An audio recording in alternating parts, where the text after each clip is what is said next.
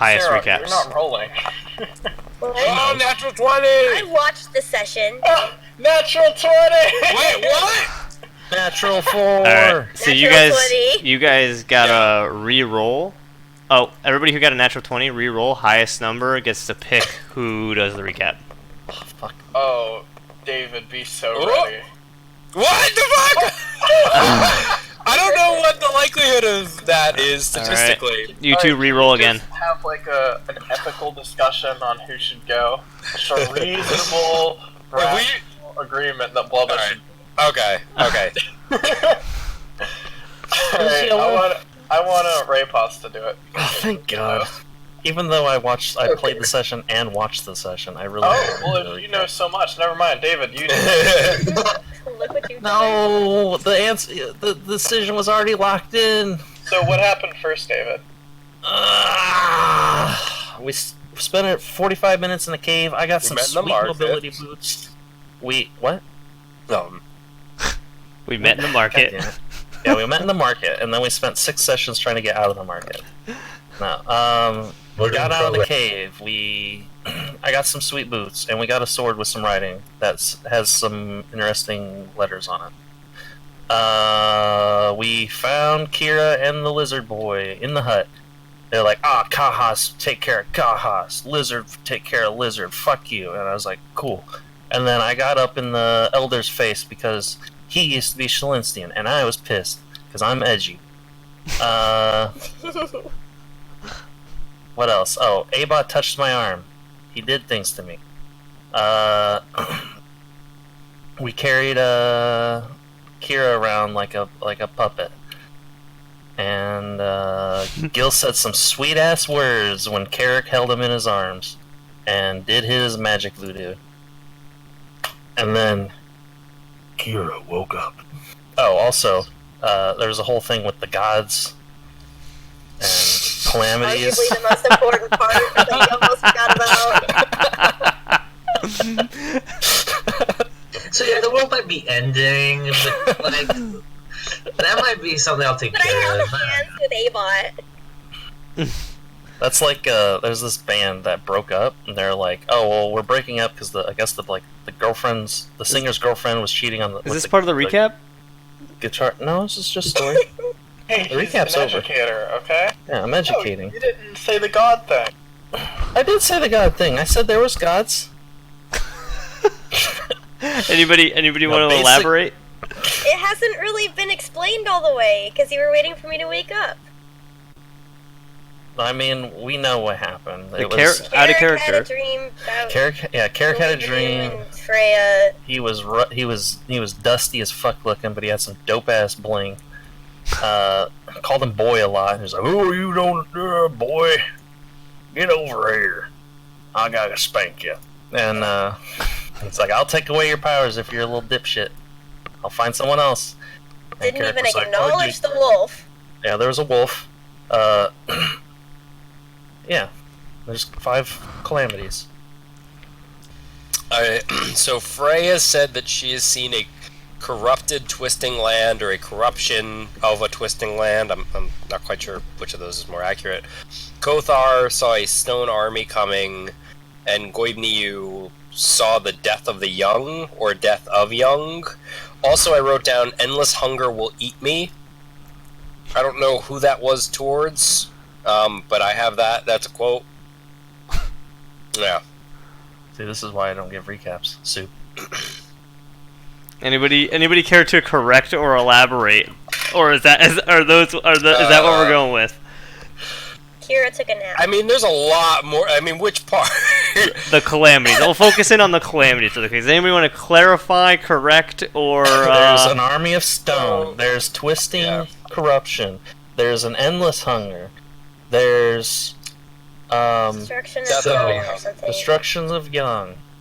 And What there's like one more. Gavino told Carrick was that a lot of calamities are coming towards, and that he's not able to stop them himself. That we are going to have He's to gotta do make it, weapons and Carrick's and allies job of is to create armor and weapons for the people who will fight him. Freya saw a corruption twisting the land. Kothar saw a stone army coming. Gavino saw the death of the young. There was speaking of a corruption spreading, but there was no indication to who said that, and it was mentioned an endless hunger. But I believe that is also part of Goibinu's Death of the Young thing. But that's my own interpretation of it. Okay. Goibniu did not explicitly state, but he effectively confirmed that there are, air quotes, evil gods who are trying to do this, and so he will not be directly intervening, but, himself and Freya, at the very least, are empowering certain individuals to try and fight back this evil. Yep. We also didn't get to see Kothar because he was below the earth, supposedly. Okay. There were a lot of discussions about Damien and his involvement in the group, and Damien's motivations, and sort of what's going on with that. Abot basically just flat out told Damien what was up, like everything, and that was the thing.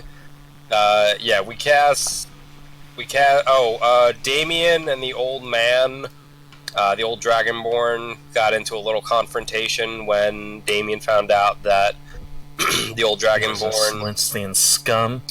Yes, correct. Kara kind of stepped in to have them back off.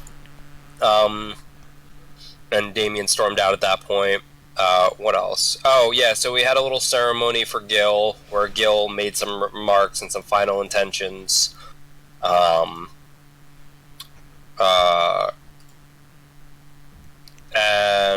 There's something else I wanted to say. Tell Bombera he's a prick. Yeah, there's that. Oh, right, we found out that we found out about Carrick's well, the party didn't, but the players found out that Carrick did have parents who loved him, and he is an orphan fucking Jindeep. Thank you, yes. Which is a thing, yes. I mean, just a minor detail, right? That's not important. Yeah. Additionally, Flint had that Damien overheard Flint talking about his letter thing. Oh shit, I just realized how we could have gamed the system there, Captain. If we had Frank do the recap, he would mention anything that we would need to know in the future, right? The 20 is allowable for the DM as per Yeah, Frank's that was the rule. discretion, but you wanted to be a bastard. Yes, this is true. I do enjoy being a Kids bitch. these days. Okay. I haven't done a recap in so long. 3 sessions. Feels rad. You did the other 22 of them. He was doing so good. All right. So, with that, you guys just finished communing with Gil from the afterlife. We also got a long rest. Keep that in mind. Yep. You did. You guys should have already updated your character sheets from your long rest. And where we left off was Carrick was about to potentially give away some information about his dream when you noticed Kira beginning to stir and awake as she's been unconscious from the events of the night before. So with that, you guys are all kind of huddled in the jungle here, on the edge of the jungle, just away from the beach. It's about early morning, mid-morning, probably around the equivalent of like an 8 or 9 a.m. And you just finished communing with Gil, and Kira begins to stir. What are you guys doing? I'm just kind of watching. I'm just waiting for her to wake up. Good morning, Kira. You okay? I wake up. Yeah. So Kira, as you kind of awaken, little by little, the light of day is kind of coming into your view. You don't immediately recognize where you are. You take a look around and you see the colorful jungle around you and the vibrant flora. At this point, you notice that the ground is dry. The snow has all melted. You are in a full-fledged jungle, and you're kind of noticing it now. The tree is very large. The leaves on each tree a mix of reds, greens, yellows, hints of blue and purple in there as well.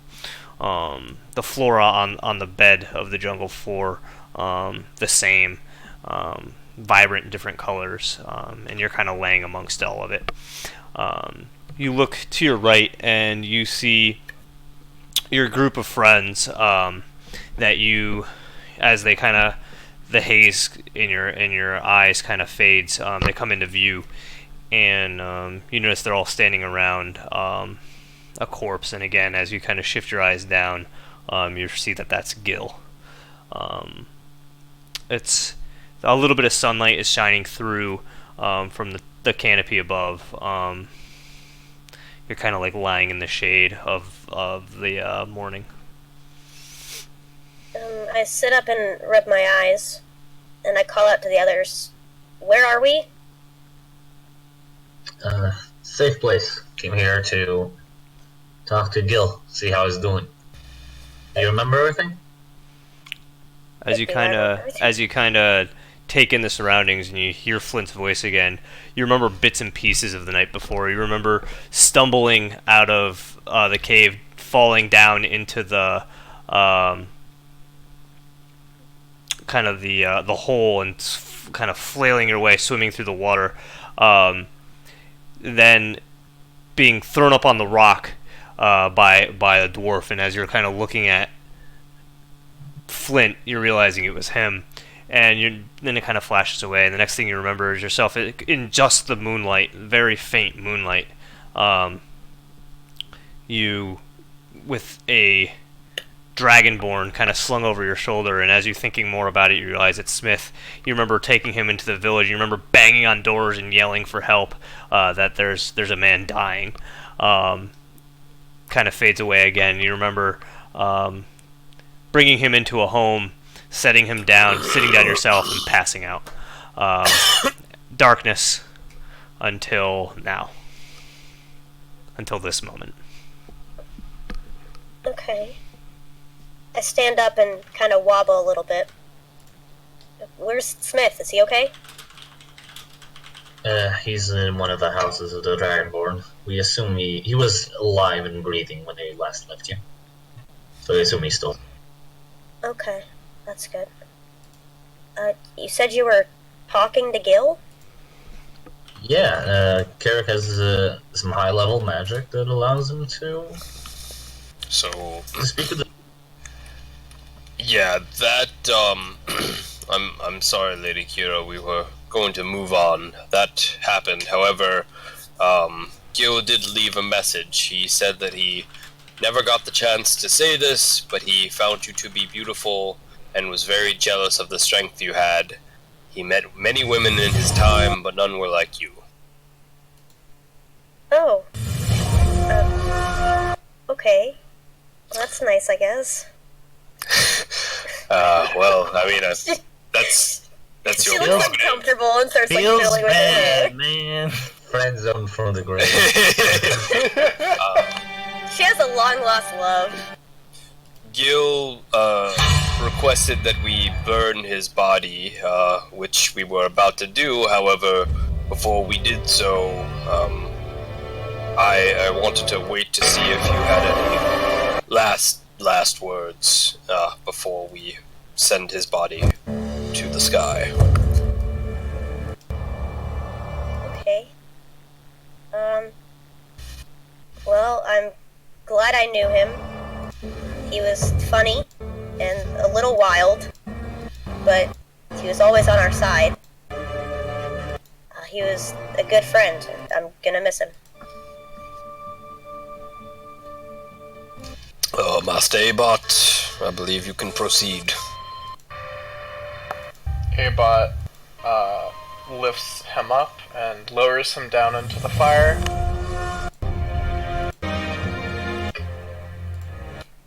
Okay. Does the music from Star Wars Episode 6, Return of the Jedi, play? No music. God So damn it. you kind of lower him into the fire, and first thing you notice is the black cloth around on his body kind of beginning to sizzle, pop, and slowly from the edges in begin to burn away. His slicked back black hair and gray stubble begins to burn away as well. You sit there for a moment. Do you watch or do you step back? What are you guys doing? Oh, go ahead. Abot watches. He's not I really saying don't much, look. but he's just watching his face as it slowly sort of melts away into nothing. Yeah, I'm not gonna watch that. Yeah, Kira doesn't watch either. Flint is towards it, but looking to the ground. Damien is staring right into that flame, and he pulls out his necklace and grasps it, and he just kind of says to himself, Helm, with your grace, I shall protect these people. They seem to be good. They've said many good words about their friend. While you have failed me in the past, I will not fail these people. And he kind of closes his eyes and does a prayer. As you kind of hold the necklace in your hand, Yeah, it's my holy symbol. It's the necklace of Helm. yep, and the fire kind of burns in front of you. Slowly, you kind of find yourself slipping back into yourself, and you feel and smell the heat and the smoke filling your nostrils. Oh fuck, I'm having non-flashbacks.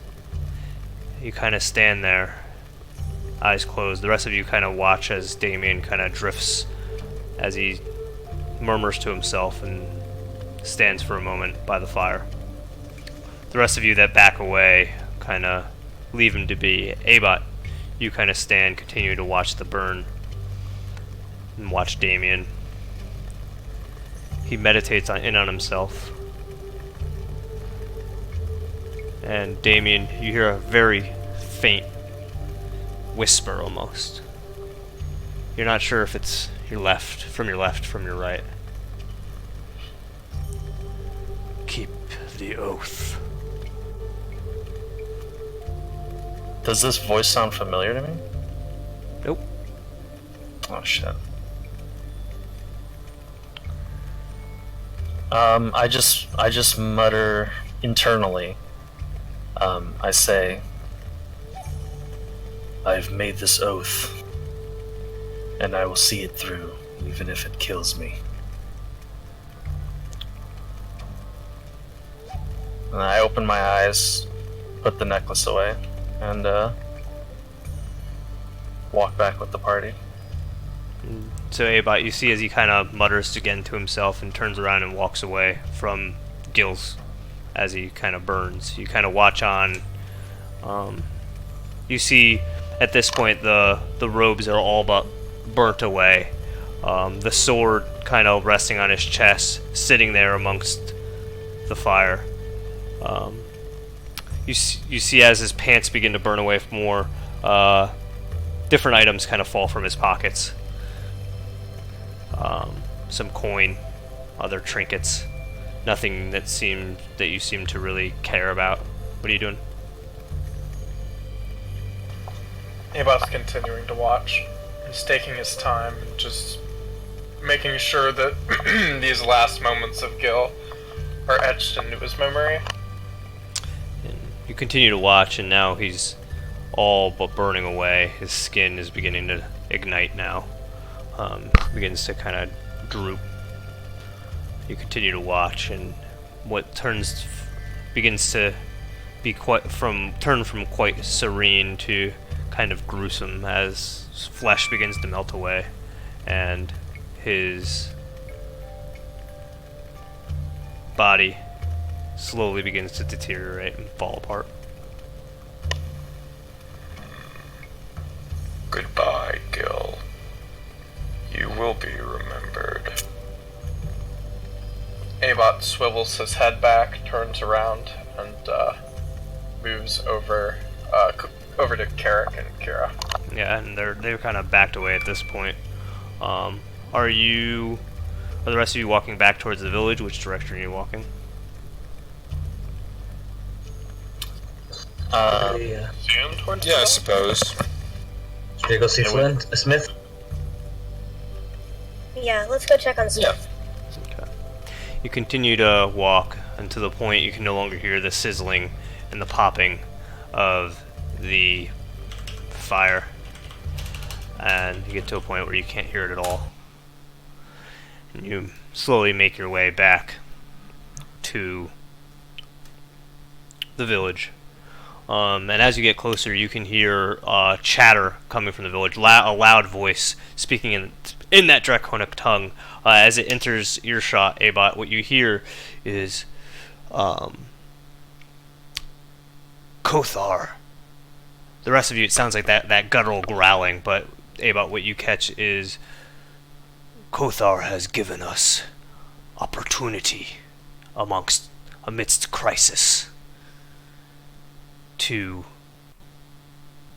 pursue greatness, free from the shackles of an empire before us. You guys kind of hear that.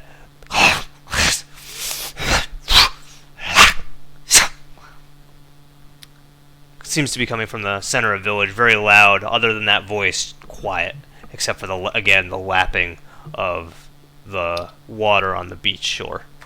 Are you guys approaching that voice, or are you going elsewhere? Abot's approaching the voice. Yeah, as we're approaching, I put my hand on Kira's shoulder for a moment to get her attention, and I say, "Kira, you may be needing this." And I hand her other hand axe that I've been carrying. Okay. So now she has both of them back. So yeah, in that moment, Forgot I gave that. yeah, Kira, you realize that you have all of your equipment. You now have your last hand axe, so you have both hand axes at your side, and you have both your bows kind of slung over your shoulder and around your back like you normally do. Both your short bow and your long bow. Nice. That's quite the look, I'm assuming. It's couture. Also the crossbow. Yeah, you have the crossbow strapped to your side, tied off with a rawhide band as you've had it. I'm just a walking armory. In between you and Flint. Around on your back again, you have your the Schlinstein cloak, kind of tied up around, kind of covering your back.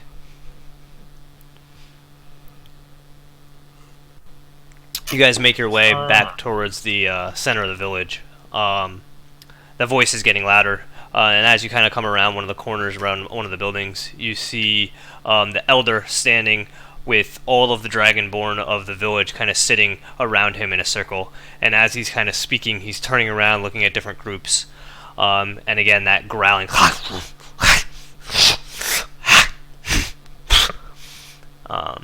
Abot, what you're hearing him say, these kahas, and gesturing back towards your general direction where you were, not necessarily where you are now, but back outside by the jungle, have come, and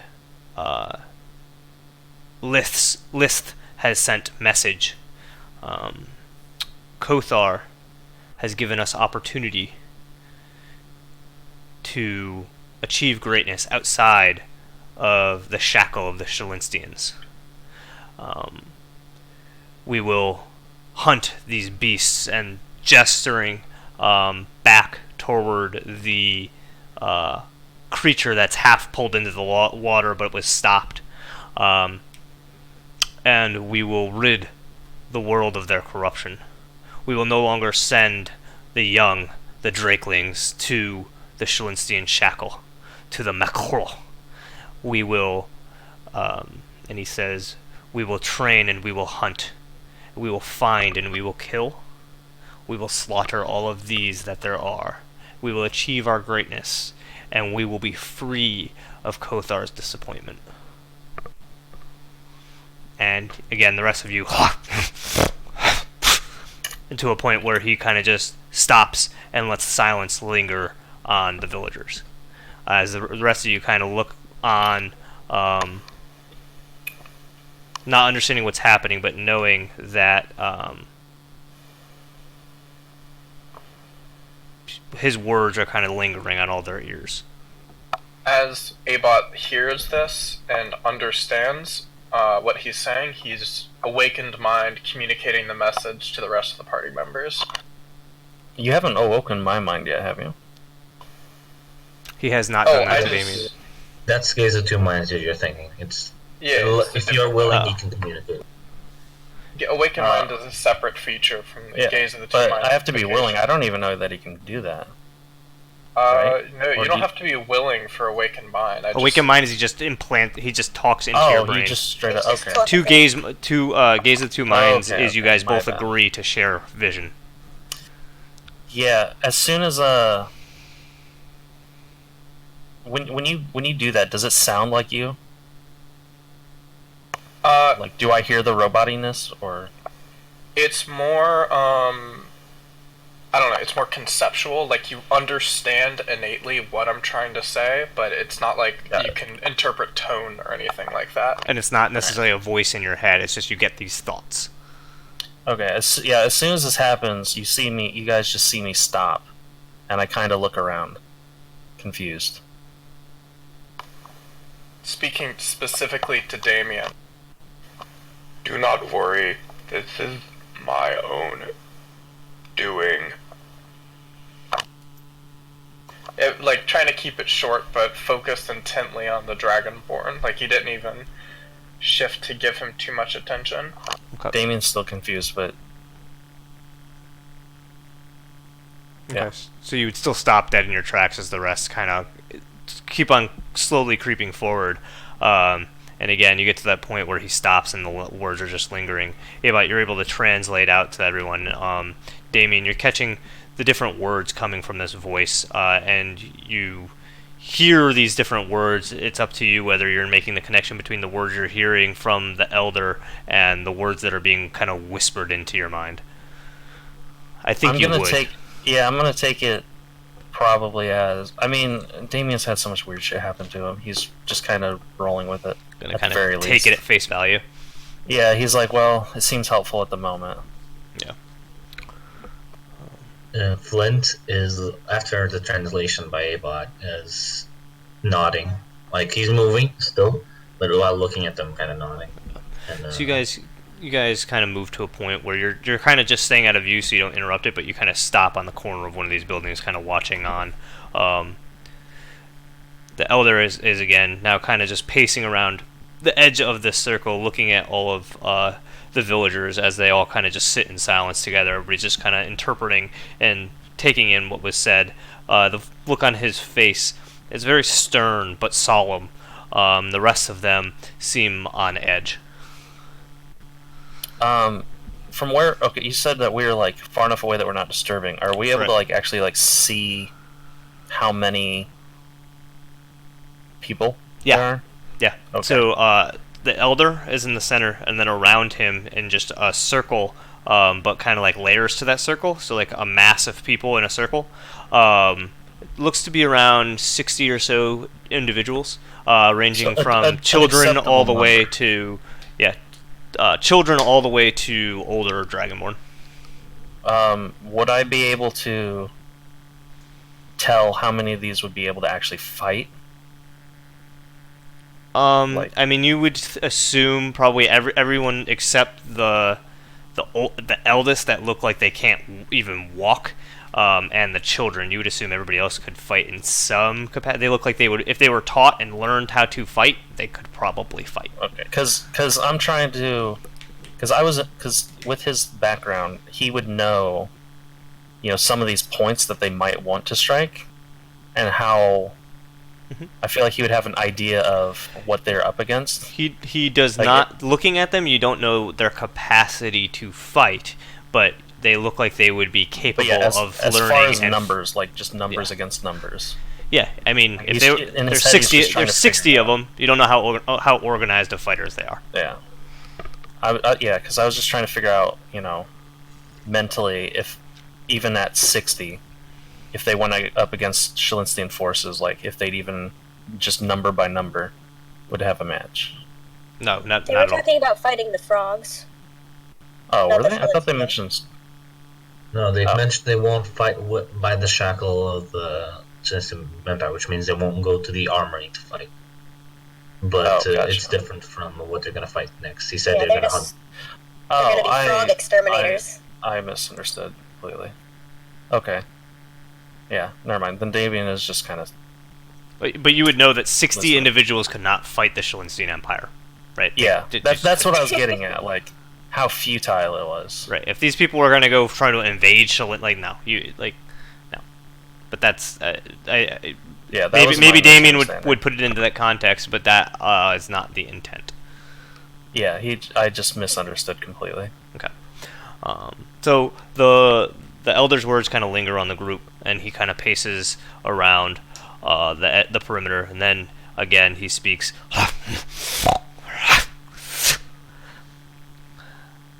And then what you get, Eba. Kronka will achieve greatness. Kothar will be proud. But we will no longer serve those whose greatness is questionable.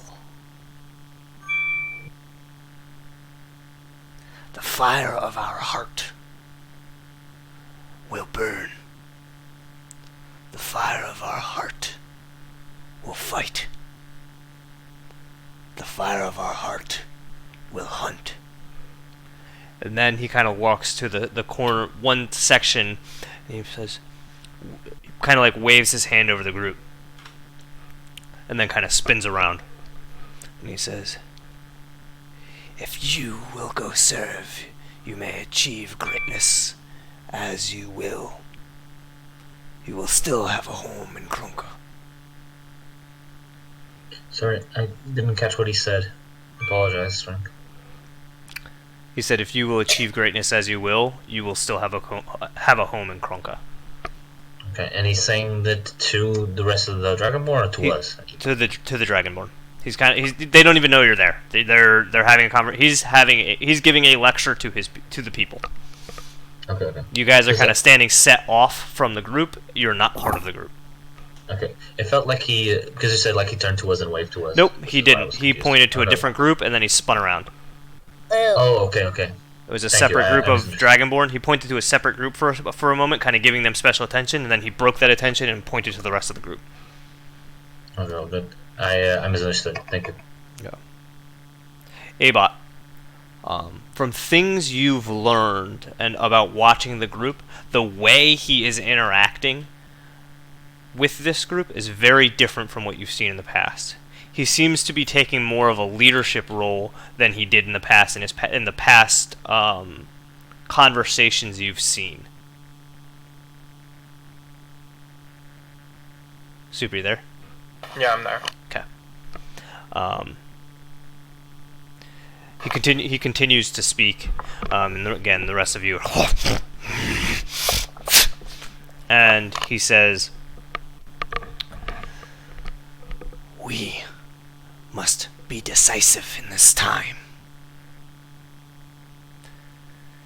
Kahas will come here. Shalinstians will come here. All manners of individuals will come here. Sides will be taken. Kronka will not exist as it once did. The decision lies on each and every one of us, on how we will please Kothar in these times. I offer we unite. Please Kothar through the hunt. Stand up if you will. Kind of one by one, different individuals begin to stand up. Flynn like First, stopped there on his tracks to what did you say, Repus? Flynn like stopped to observe this. One by one, different Dragonborn kind of stand up. One of the first to stand up, you immediately realize is a Dragonborn you recognize. This is Smith. Seems he's got a crutch under one arm. He's missing that bottom half of his leg, and the other arm is missing. And he stands up. A few others stand up. Next to Smith is the woman that originally kind of was combative with you. She's still sitting on the ground, looking up at him, almost displeased. More and more Dragonborn begin to stand up until it becomes about a 50-50 split between who's standing and who's not. Slowly it continues. More and more Dragonborn are standing up. Some begin to talk amongst themselves, seemingly trying to convince each other to stand or sit. To a point where less and less people are standing, or are beginning to stand, and it gets to a point where it evens out. About 75% of the group is standing. What are you guys doing? How far away from the group are we? Could we talk and them not hear us? Yes. This is phenomenal news. Dude.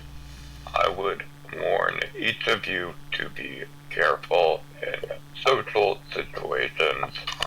We do not want to aggravate them now that we have been so successful. We can't really talk to them anyway without you there. That's true. That's a fair point. I suggest that we wait this out, see how it goes, and then have some last words with Smith and the Elder, and be on our way. I concur. I agree. And we still have stuff underneath the Elder's house, I think. We'll go get it afterwards. Alright. So you guys are continuing to watch? Mm-hmm. Yep. Okay. So you guys kind of have that conversation amongst yourselves. Meanwhile, the Elder has already started speaking again. Those of you who will not stand up, you maybe go home, go to your children, go to your loved ones. Go about your life as you will. The rest of us. And again, that growling voice. We will create. We will craft in the name of Kothar. We will make armor, weapons the world has never seen. We will make brew, and we will go to the oasis. We will find these creatures the Kahas have found. We will kill all of them. The tails of different Dragonborn that are still standing, as some of them disperse, the rest of them, their tails begin to raise up into the air. He points at another group and he says, "Crafters begin. Warriors must train. We will achieve greatness without the help of any Kahas."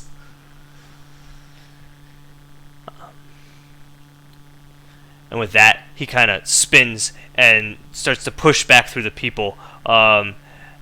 It seems very abrupt, but it seems that they've all kind of understood that this conversation is over. Now we're going to go off and we're going to get to it. Different people start to walk off in different directions. It seems like those individuals know their roles. The Elder kind of brushes. You see him kind of push through the crowd, walking off towards one of the houses. You know that it's not his own, as he walks kind of away from you deeper into the village. Small question: did Smith's mate sit or stay up? You saw that she remained sitting, and then when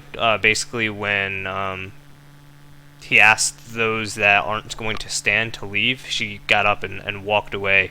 You saw that Smith followed after her. The Elder seems to be walking in the direction of their home. Okay. Shall we go to them? Seems like we might be intruding it. Well, I mean, I suppose if we just directly walk to where we saw them, would we get to Smith and his mate first, or would we get to the elder first? The Smith and his mate are farther ahead, so you would pass the elder before you reached them. Okay. I mean, we'll just, for the sake of expediency, catch the elder and then catch up with Smith and his mate afterwards. Isn't he walking towards the same house? He's walking in that direction. You're not sure just yet if he's walking towards the same house. As you guys are having this conversation, he's gaining ground and he's getting away from you. Alright, guess let's go. Yeah, start walking. Okay. Yep. Yeah, let's probably walk to the elder. Okay. So you kind of, as the crowd is kind of dispersing, you kind of make your way, kind of weaving through all the different people. You see that some begin to like growl at each other and snarl at each other. You're not sure if it's hostile or not. Different conversations happening as you kind of walk through the crowd. Abot, you kind of catch bits and pieces of different conversations. This is not the way of Kothar. This is not the way of greatness. And then others saying, we will not achieve greatness if we don't work together. Others saying, greatness is not our priority. Staying alive is. You've seen those things. Others just having different kinds of conversations as you make your way through the crowd.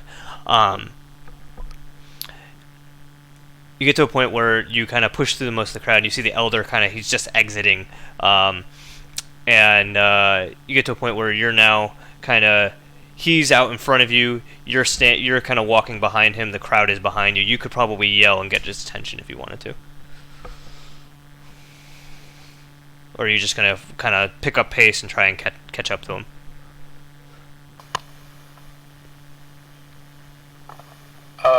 Yeah, what is Pick the up general pace. about? Okay. Okay.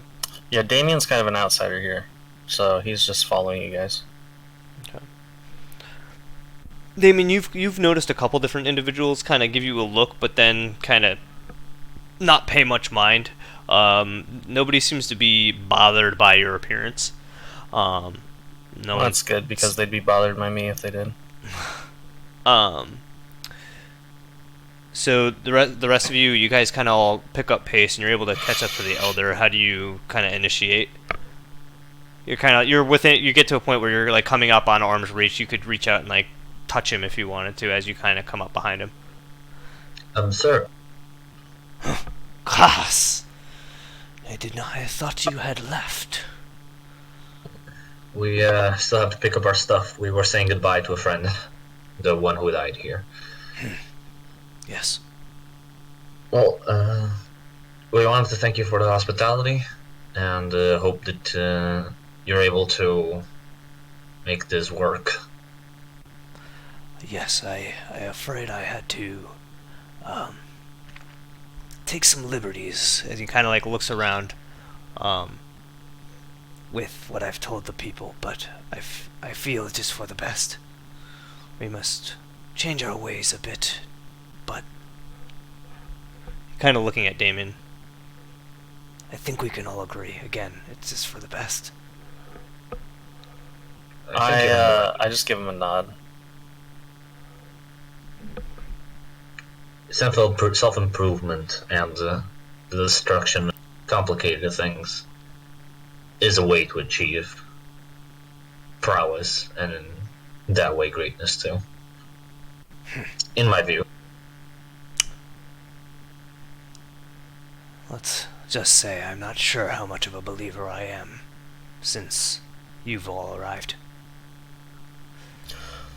For what it's worth, Kothar is real. Kind of looks at you. I produce light in my hand, and I kind of just give him a shrug. I've seen the tricks of the clerics in the Mechrol. I mean, if I told you that I had a vision in which I was, well, not vision, I was transported in front of my god, in front of another god, with Kothar being nearby, would you believe me? I'll take your words for what they are, Kas. A man who backs up his words with power? Okay. And you see a slight toothy smile as you say that. Time will tell, friend. I give him a little smile back and a little, playful yet respectful nod. Um, he kind of, as you do that, I go to have words with the one you saved. If I might ask, I don't know. I'm pretty sure you're probably busy, but I would very much like to eventually talk to you about the Battle of Melrose. What If would you that's like? generally what happened. Most of the stories that come from it, especially the wolf people, well, they're normally fairy tales to scare children where I come from, and it's interesting to me that an actual battle and measures were taken to take care of that. So I'd like to know more. The battles were some time ago. I don't have much time to give you all the detail you're looking for now, but I think understand. you know from what you've seen. And he kind of looks at Kira. Wolves are real. And Did he say wolves are real? Or he said did- wolves are real. And he kind of looks back at you. And he says, Melro did not always belong to the Shalinstians. We fought a battle and we took it from its owners. The wolves. The sword you have in your sheath there. Mm-hmm. Terrible things were done with swords like that. Unspeakable things. The blood is on my hands. Kind of looks at Damie again. It's likely on his. We all pursue atonement for our sins. Does this place sound familiar to me? Melrose? So you're aware of Melro?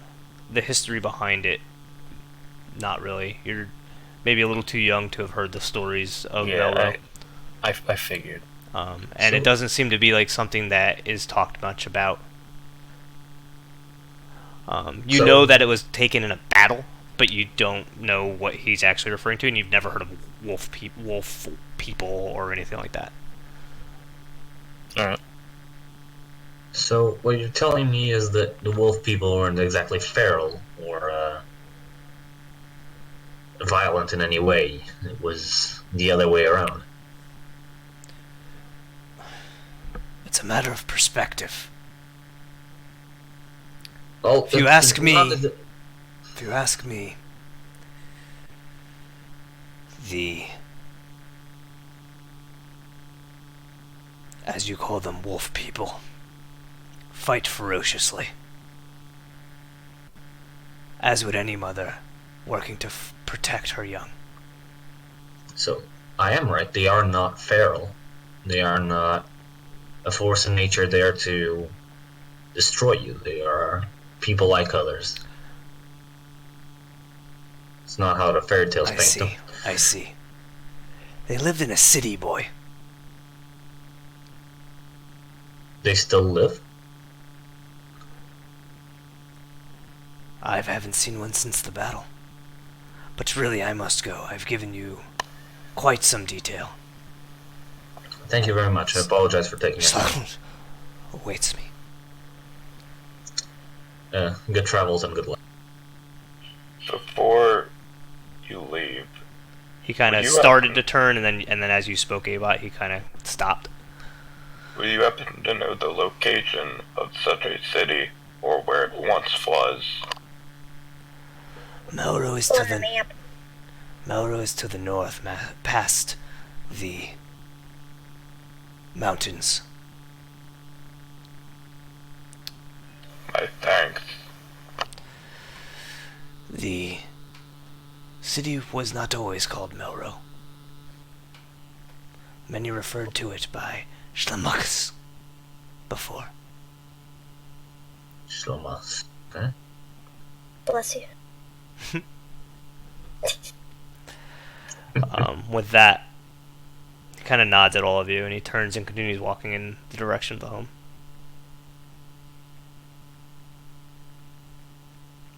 What are you guys doing? We're heading over to Smith, right? Damien's just kind of thinking, trying to figure out what he meant by the blood is on his hands. If he means that just because he's Celestian, or former Celestian, or if it has something to do with his form. He's just kind of thinking as we're walking. So you guys kind of realize that he is walking to Smith's house, right? So you could follow him there, but it's very clear that that is where he's going. You're at a point where he's kind of walked past a lot of the other homes, and you can see, you remember Smith's home, and you remember what it looked like, and he's walking straight there. So we're gonna do the awkward thing of goodbye, and then go the same way. Yeah. That literally is the fucking worst. So that's awkward in Portugal, too. I think Yeah, it's it just is. awkward in humanity. Yes. So he kind of turns and starts walking in the direction. He's about 100 feet from that home. Are you guys following off behind, or are you just following him right up to the porch? Guess we'll be going with them. So Oh, God. yeah, so he turns and continues walking, and so you guys are following suit. Yep. Yeah. So as you guys kind of walk for another like 50 feet, he kind of realizes that you guys are walking in the same direction. He says, "You," kind of stops, turns around, looks at you, Flint. "You go to speak with Russell." We call him by Smith, but he kind of brought us here. He was hurt. We kind of consider him You a look good for man, so hospice. we were gonna.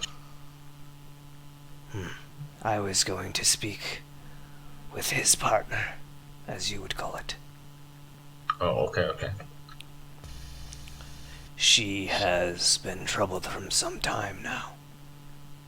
She lost her son. It's understandable. You're aware, then, they were not able to find him. There was, as I've said to you before, there's a big pile of bones in the middle of that cave. I searched desperately for any other survivors. Smith was the only one.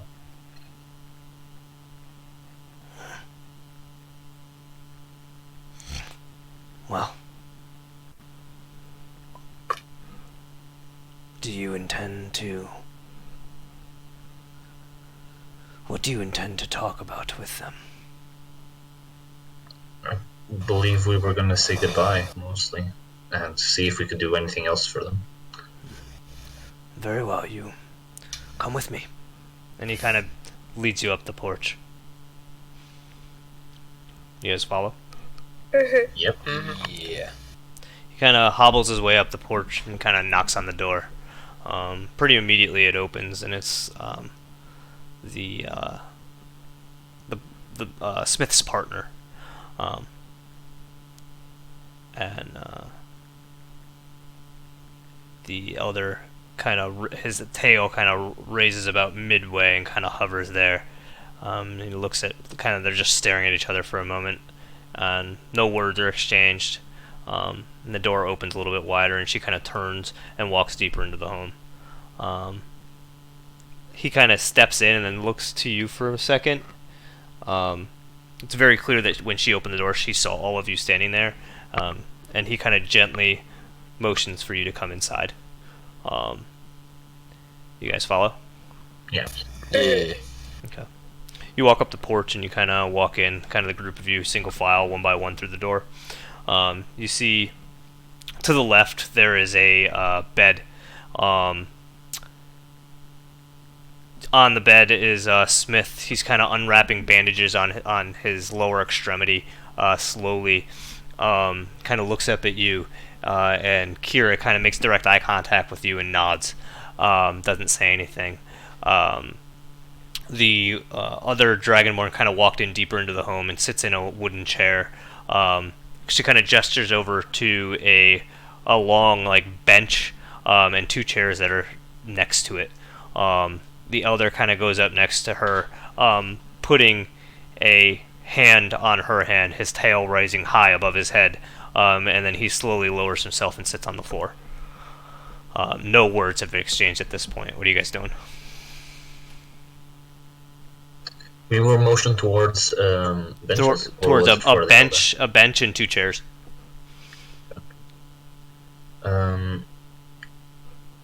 Flint will sit on one of the chairs, and he'll look.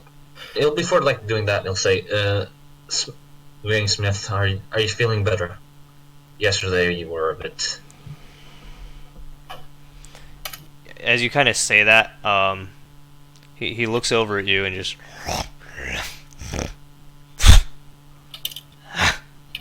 Abot.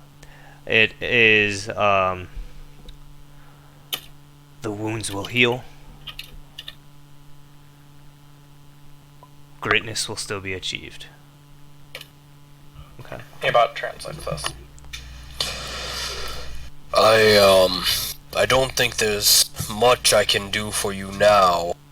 God, your injuries. However, if that changes at some point in the future, I will, within reason, do my best to try and make it out here and to aid you in any way that I can. Abo, again, what you hear, the translation you get, or actually, you actually get the full translation. The fire of your heart is strong, Kahas. Without you,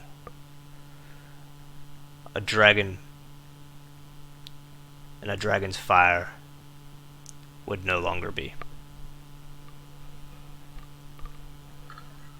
Will you be okay? When you ask him if he'll be okay, he looks at his partner, and a dragon's time will tell.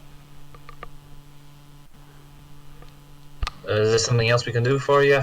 Help you out a bit more? Kind of just shakes his head. No. As that kind of happens, the other 2 have been kind of watching you guys interact with him, and then the elder begins to speak. He's sitting on the floor, looking up at the other dragonborn, who is sitting in a chair. And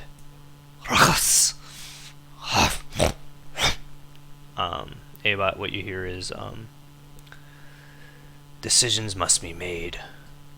Dragon's fire will not burn forever in the grasp of an empire. Without you, many of the Dragonborn will not follow. They will not hunt these creatures, and they will not achieve greatness. The other one responds, greatness does not matter.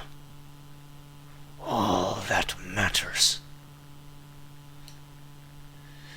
is survival.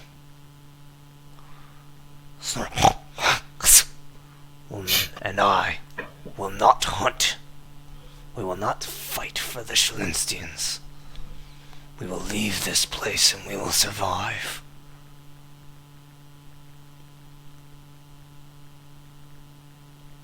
The elder kind of looks at her for a moment, and he looks at the rest of you. And they kind of sit there, and that silence kind of lingers for a minute. You guys doing anything?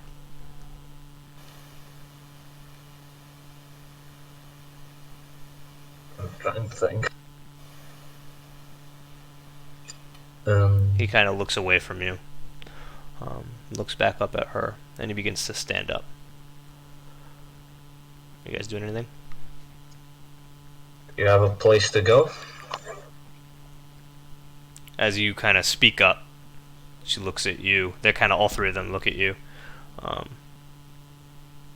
Abot, what you hear and what you translate to the group. A dragon's home is what they make it. They will make their brood. The fire within them is home. We sent a couple of deserters previously to Harlan. You might be safe there. Harlan. As you say Harlan, the elder kind of nods. And speaks in common. Harlan has always teeter the line of allegiance. You could go to... Kind of turns back and breaks halfway through his common, switching back. And about the literal translation then goes like it's like he was talking in common, but then it switches back and it's a dragon's brood would be well established in a town of Harlan.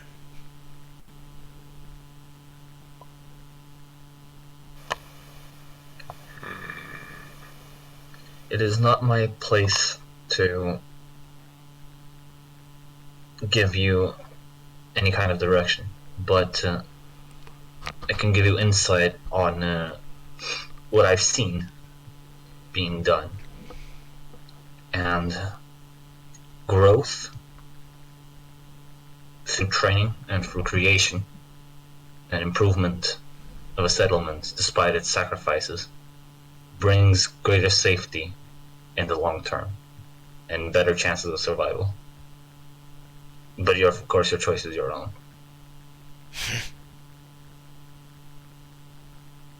You remind me of lieutenants in the Empire, dwarf.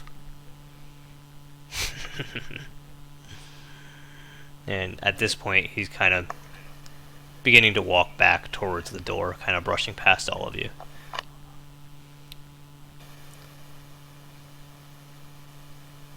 Well, Smith, it was very nice to meet you. I'm afraid, however, we need to continue our travels.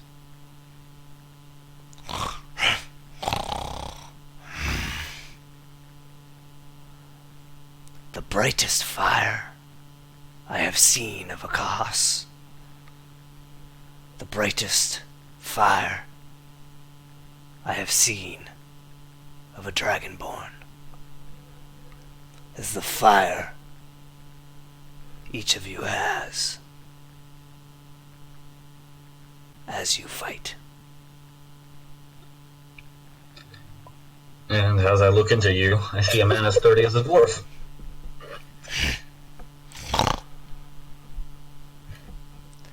Looking at Carrick now. I did not fulfill all I promised you, Quas. He's actually speaking in common right now. Oh shit. The Dragonborn on the other side of the room is kind of looking at him like, you guys notice he's kind of like shocked, and he's actually speaking in common. I did not do all that I promised you, Kahas.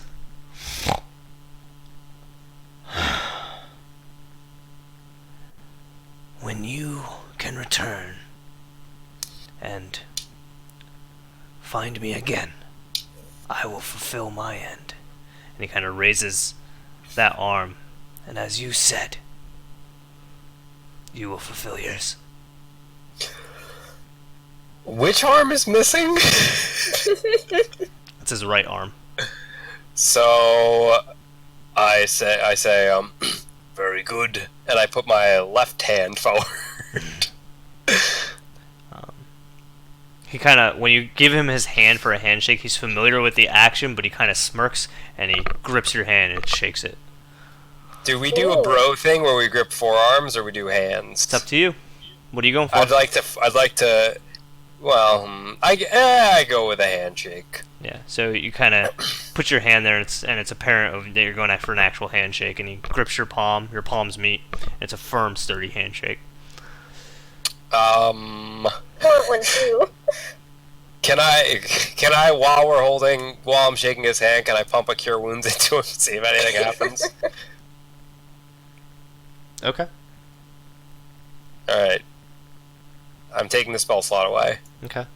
So you pump a cure wounds into him. There's a dull light kind of emanates from the palm of your hand and the palm of his. You see his posture correct a little bit. You see the bags under his eyes kind of dissipate.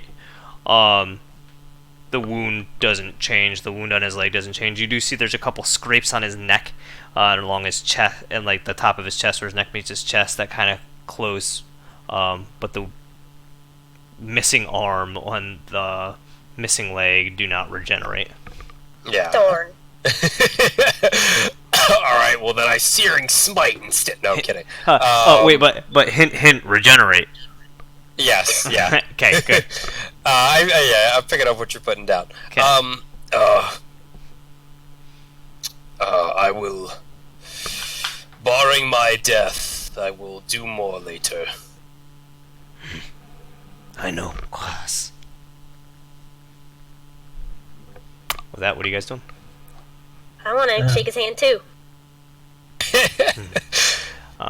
So I pump a cure wounds. after he releases Herrick's hand, he's kind of looking at you, Kira.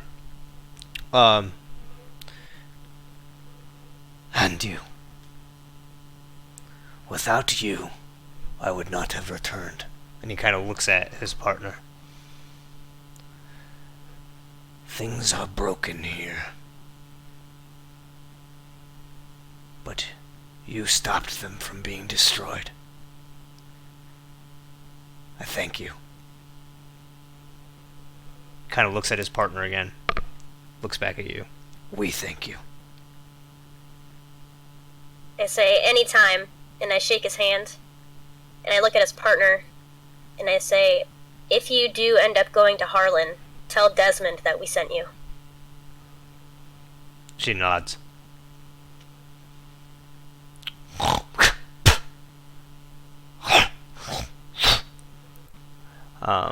What you get is Smith's real name, followed by a dragon must sleep, a dragon must rest, a journey awaits us.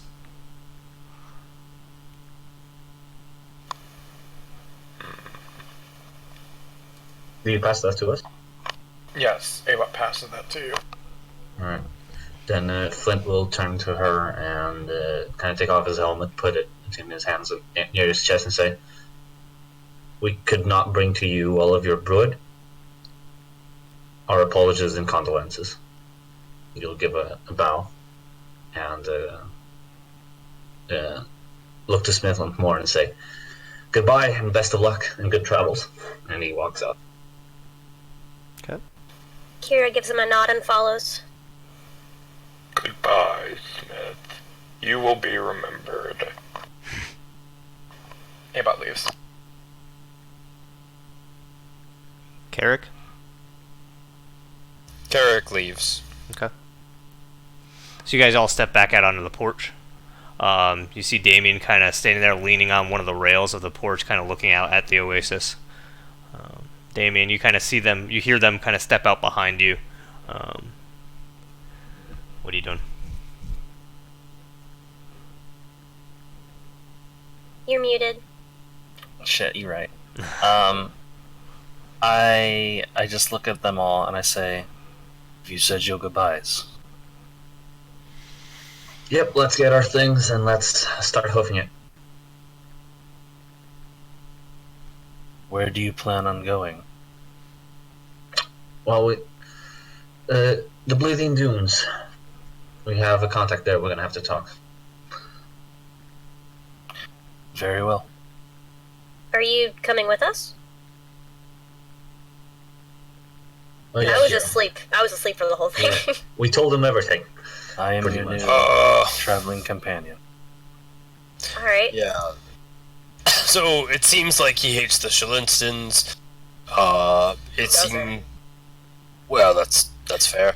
As soon as you say it, I give you a big smirk. So yeah. Oh, okay. We should maybe get our things and get going, and I'll tell you along the way about a meeting I had with Koibniu last night.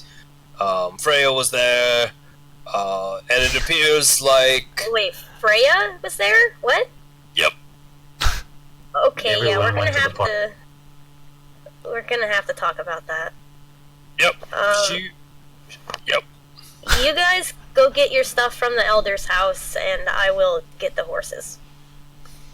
Seems good. I don't have anything to get, so I'll go with Kira. Okay. I just follow Kira.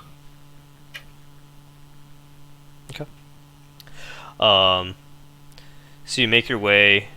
The rest of you make your way back to underneath the elder's house, where the chest of your things awaits you. Kind of get to that. Open up the chest. Flint, you see all the weapons that you had gathered up before, and Put 'em on the cake. what was that? Put 'em on the cake. Okay. And then you see Carrick, your armor is in there.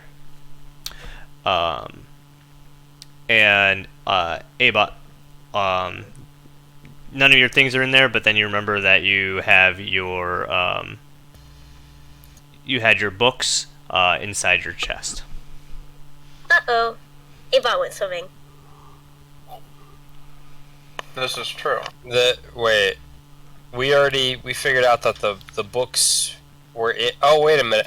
Oh. Wait, no, the first time- Oh, that's right. No, I tracked down the chest, and everybody came, and then Abot started putting his books in his chest, and I said, wait, we might go swimming again, and he said, you're right, and then he put them back. Oh, he did. Oh, he did. right. Okay. I did Nope. do that, Nope. yep. So the Don't books worry, are in there. everybody, I saved the library.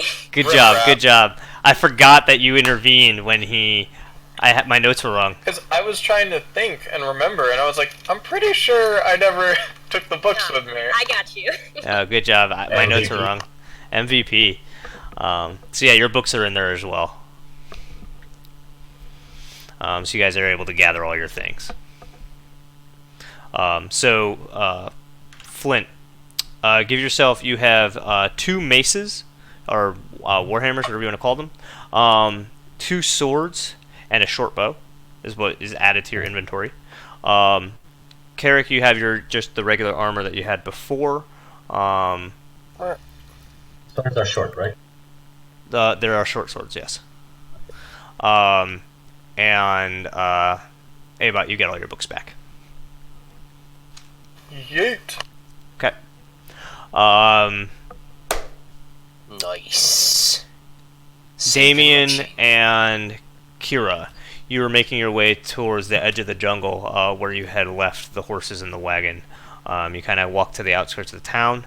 And you make your way, and you see the horses all kind of waiting there. They're kind of just all in slightly different places, kind of gnawing at the flora. Some of them just kind of standing there, moseying around, doing nothing special. What are you guys doing? I'm gonna... Which one is it? Is it Primeval Awareness or Slayer's Eye? Primeval. Yeah, Primeval. I'm gonna Primeval Awareness that I'm their friend, and I'm gonna gather them all up. And I should probably take them to the lake to get a drink. And then we can go. Okay. So you kind of grab them all up, and by the different reins that they have, and kind of walk them through the town back towards the oasis. Okay. Oh, how many of them have saddles? None of them. Rip rap. Oh, well, one of them we stole from the dudes. One of them was pulling the wagon, but another one was being ridden. That one doesn't have a saddle? None of them have saddles. They're all being rode Shit. bareback. Alright. They're all being rode bareback, and one of them does have a wagon attached to it still. Oh, okay. So it's a matter of do you want to unlatch the wagon or not, but... Yeah, I'll unlatch it for a minute to take them to get water, and then Okay. I'll bring them back. Okay. So you kind of walk them through the town, back to the edge of the oasis, and they begin to drink some of that water. Damien, are you following along with her, or...? Yeah, I figure she's probably walking like 3 of them, and I'm walking 2 of them. Yeah, so you're kind of split the load, and you kind of walk 3 and 2, and you get to the point where they were able to drink. You can tell that they've been needing this for a while. Let them drink for about 3 minutes, and then kind of walk back, relatch the wagon. And at this point, the rest of the group has now come over to where the horses were. You guys are all back together. Yeah, when we were at the lake, I also knelt down and glorped up some water. Okay. So, 2 small things before we go. Ava, can you check on our friend, Tomlin? Oh boy. It's been a couple Abot days. switches over with Gaze the Two Minds to investigate him. Okay, so you're looking at Tomlin? Yes. Okay. So you see out in front of you bars, vertical bars. You see in your your bottom peripheral, your Tomlin's two hands resting on his legs. His lower half of his body is naked. You do see his wiener. Sorry. He's kind of sitting on a bench. The floor underneath him just looks to be stone of some sort. From what you can gather, he's in some sort of jail cell. And his hands are kind of folded. No real noise. Just kind of the slight droning of air through some kind of corridor. It's fairly dark. There seems to be, you can smell a little bit of like must. Is it pretty quiet? It's fairly quiet. Can I hear the sound of him breathing? Like, is it abnormal? Like his ribs were broken or something? Yes. So you can hear the sound of his breathing, and there's a slight wheeze to it. And again, you're smelling kind of must. As you kind of look, as he kind of like continue to look through his eyes, you see him kind of holding his hand, his arm. It looks like his actual, from pinky all the way up his forearm, is actually bruised. As he kind of takes one hand, rubbing it over it, and kind of turning the hand back and forth. Alright. Abot's then going to look out from the vision and quickly go over to the guards, just like cycle through them as quick as he can to see if they're in like a military setting, or if they're at home, or if they're alive. Ramus, Phalar, and Shriek. Okay, hold on one second. Let me check my notes.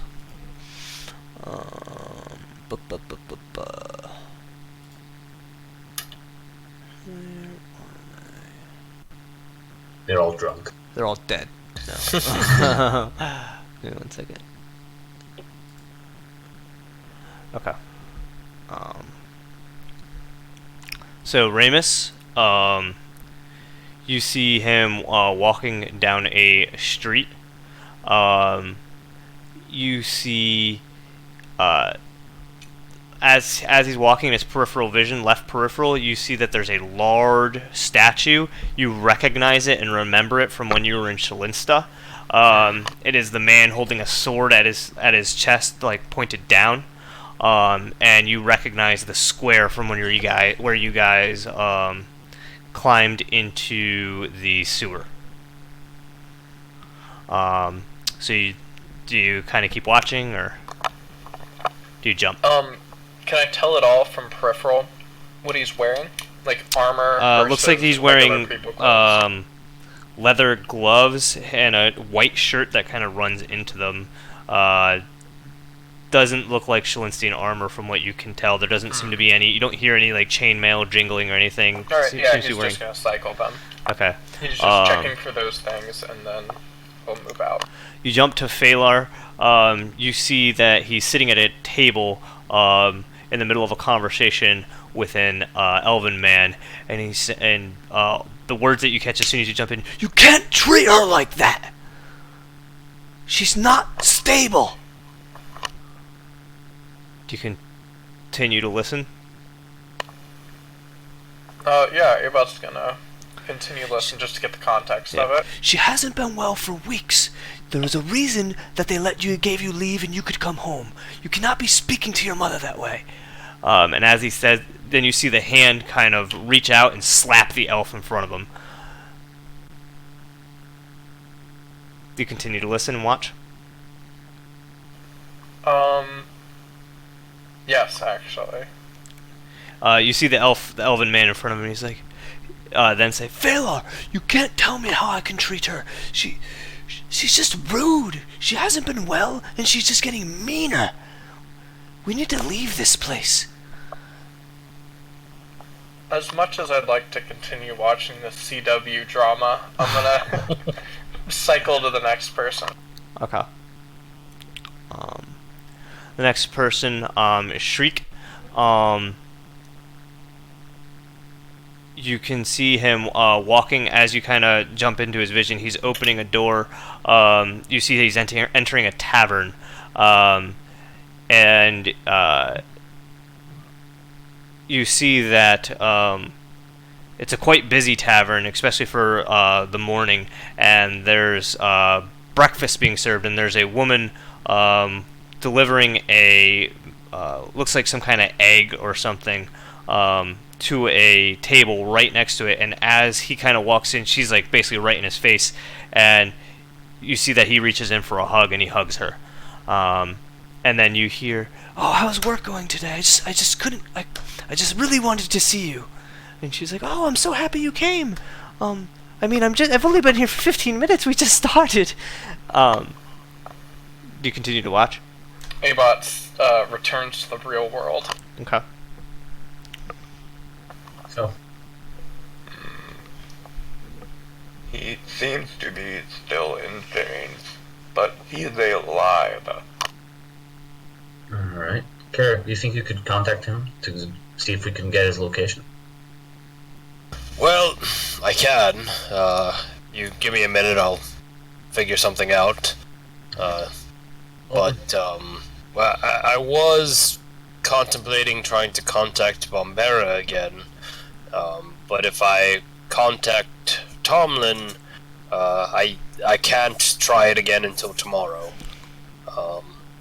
I mean, it's not necessarily a problem. We already have a plan with Tomlin. Excuse me, not Tomlin, Bombera. If they are not at the appointed time, time and place, then I might have to use it. So, you know what? I'll work on something now. Hang on. I think maybe you should contact Bonbera, because between now and when we actually go to Tomlin, he might be moved. Well, I tried that last night and he didn't respond.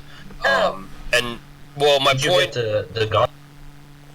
My point is, even if Tomlin's removed, we can maybe get a brief sort of update, as opposed to we already have a plan with Bombera. We're going to be okay. That makes sense. Yep. All right, on 3. 1, 2, 3. Go team. Break. Oh, you didn't specify. We'll work on that. We'll workshop it. Alright. That's all in character. Yeah. Alright. Alright, who's taking which horse? What's Yeah, his horse? options. I will point to each of them. I say, this one's Socks, this one's Chestnut, this one's Nixie, this one's Cloud, and that one's Dusty. Take your pick. Dusty, wasn't one of them- please. Yeah. Wasn't one of them called Onyx? What? Wasn't one of them called Onyx? Yes, her name is Onyx, or Nixie for short. Oh, okay. Wait, how is Nixie shorter than Onyx? Because you take the last syllable. Nix. You take the last syllable, drop the first syllable, add another syllable. Yeah, I quit on that. It's the same length, don't worry about it. Don't I'll argue take with me. your chestnut. Yeah, Damien Okay. just says, I'll take the largest, if that's all. That's Chestnut. Uh, He's the stallion. He's the biggest. I feel like that goes counterproductive to my term, so yeah, you go ahead, Damien. You take the chestnut. All the other ones are girls, so they're littler. Although one of them is pulling the wagon. Let's say Socks is pulling the wagon because she's one of the new ones. I'll go on This is sock. important. Don't laugh. I'll go on sock. Alright. Shall we? Abot just mounts, shit. Chestnut, I think? Chestnut was the No. one he was riding before, right? Which one was he riding before? Probably Chestnut because Chestnut's the biggest. But Yeah. he just said he was taking Chestnut. Oh, Are motherfucker! you just doing it? That'd be funny. Like, fuck you, I'm taking this one. Davian says that he'll take it, and Abot's already mounting Chestnut.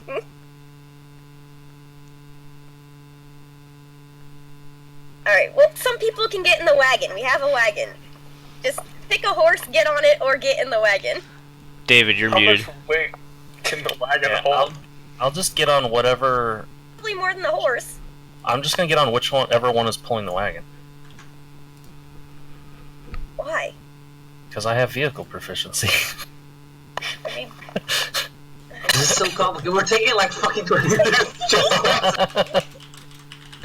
Alright. Abot's going to get in the back of the wagon, and he's going to gesture for Kira to join him. okay. And then he's going to point at Flint, point at one of the horses. The socks. He's going to point at Carrick and point at Chestnut. There we go. Easy peasy. And just to be annoying, Carrick called Dusty. He was up on Dusty. Oh, my bad. Damien goes on Socks because he's gonna go on the wagon because he has vehicle proficiency. I go on Chestnut just because I want to get damage on the fall for some reason. And Cloud. alright, never mind. I'll go on Cloud. Okay. Kira goes on Chestnut because she's tall. I'm in the wagon. No, we're in the wagon. We need to do something during this trip. Okay, let's And go. what's gonna happen to the horses that are not being ridden? They will follow, because I will use primeval awareness to tell them to follow. You can also just tie them to the wagon. Do not have any rope. Oh, that's a good point. We should have asked. Maybe we should just like circle back real quick. Do you guys have a general store? You don't have rope. Need a pack of smokes? Keep in mind, Damien doesn't even have bedding or a backpack or. If we're going south, we have to like pass through Runtus, right, to get to the Bleeding Dunes. So we can probably just stop there. Isn't Runtus like burned down to the ground? Only a little bit. We could probably scavenge. Sorry. I feel like that's gonna go worse than we think. I mean, if nobody's there, are Anyway, they gonna know? Also, we've already been seen, but Frank, I'd like to note that in my message that I posted, if you add the word daddy so Daddy Tomlin, that's 26 words, so I might need to omit the daddy. That's really unfortunate. Oh no. So you're gonna tell him he's in change? Just so we we know your situation. I mean, Yeah, maybe you should say like Tomlin, this is Carrick. so he knows They it's know. me. Oh, okay. Part of the You can story. respond to this in 25 words or less. Oh, so there's ID.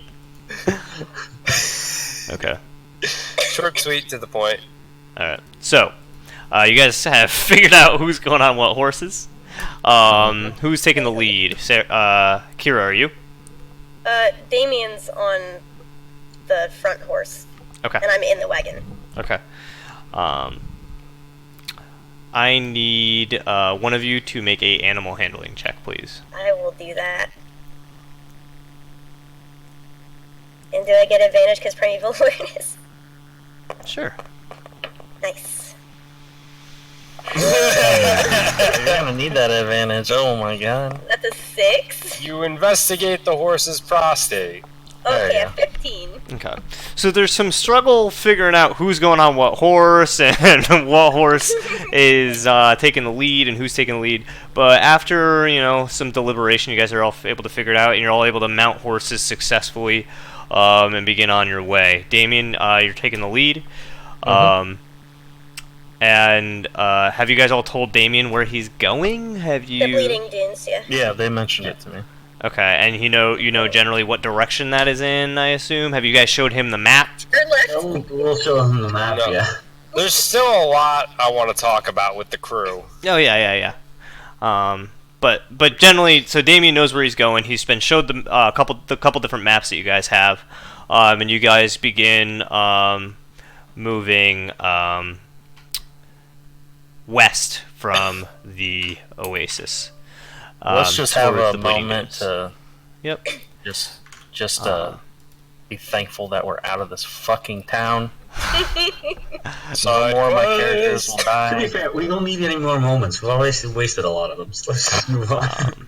Shit, By yeah. the way, I do have a proficency with land vehicles, so I can drive if you don't want to. Fucking got him. So that all said, we're gonna take a 5-minute break. Fucking got him. Okay.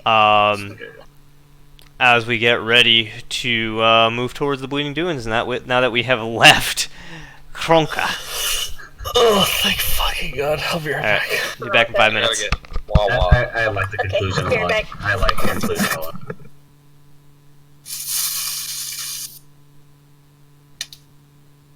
Hmm.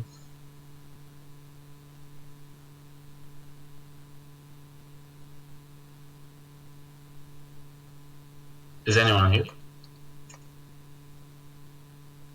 Am I alone? You're not alone, baby. Hell yeah. That's music. God, finally, fucking left that town. Holy shit. I like the conclusion of the whole thing. Oh yeah, me too. We did it. Yay. I was. Oh, sorry. Continue. Well, I'm waiting for the chance to be like, so Damien, now that we're all together, what the fuck are you? I'm a demon. Still haven't established what he is. Yeah, we're getting there. We just have a lot of things to do, and we haven't had a lot of time to do them.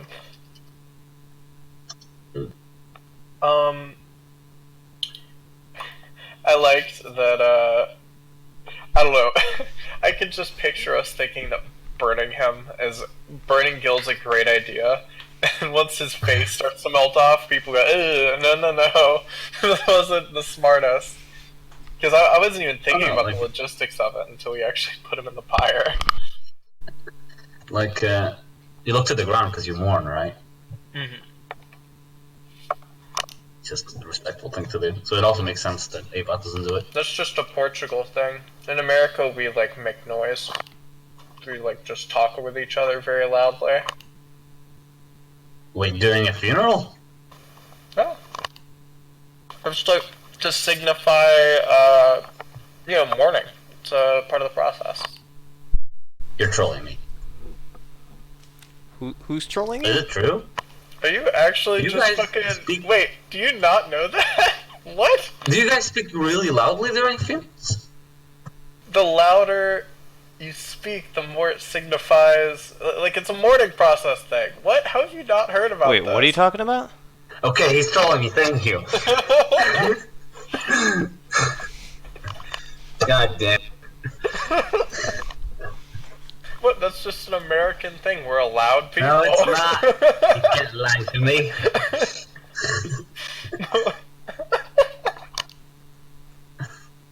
You can't lie to me.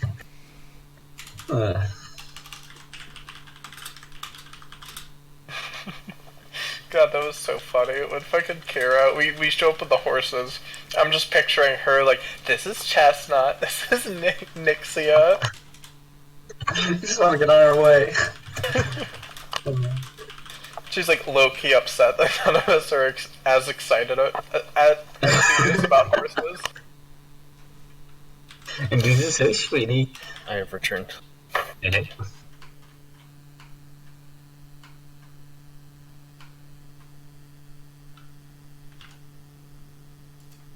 Now with one pork chop. Yeah.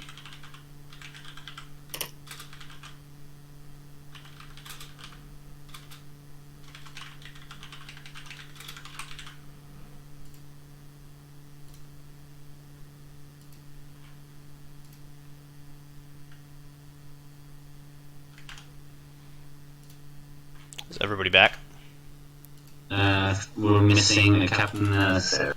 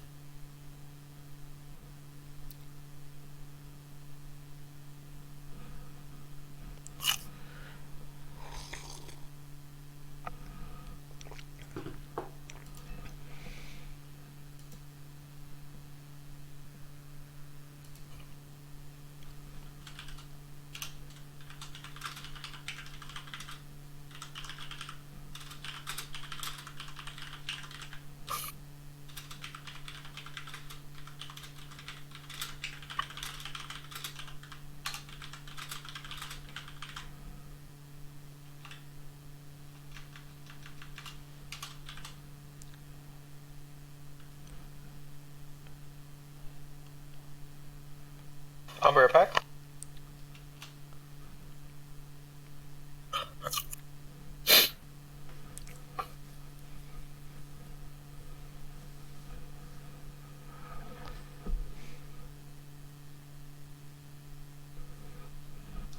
I'm back. Eh? Hi. Welcome back. Hello. Who are we waiting on? I believe only Soup. Oh, of course it's Soup. To be fair, he spent a long time here, and then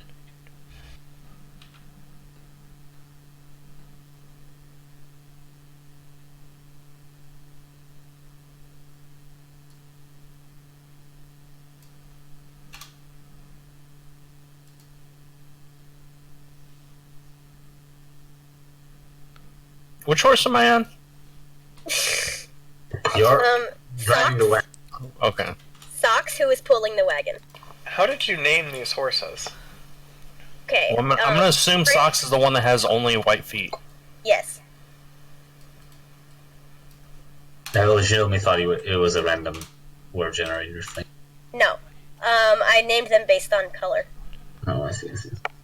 Choices. Socks is the brown one with white little socks. Chestnut's the big brown stallion.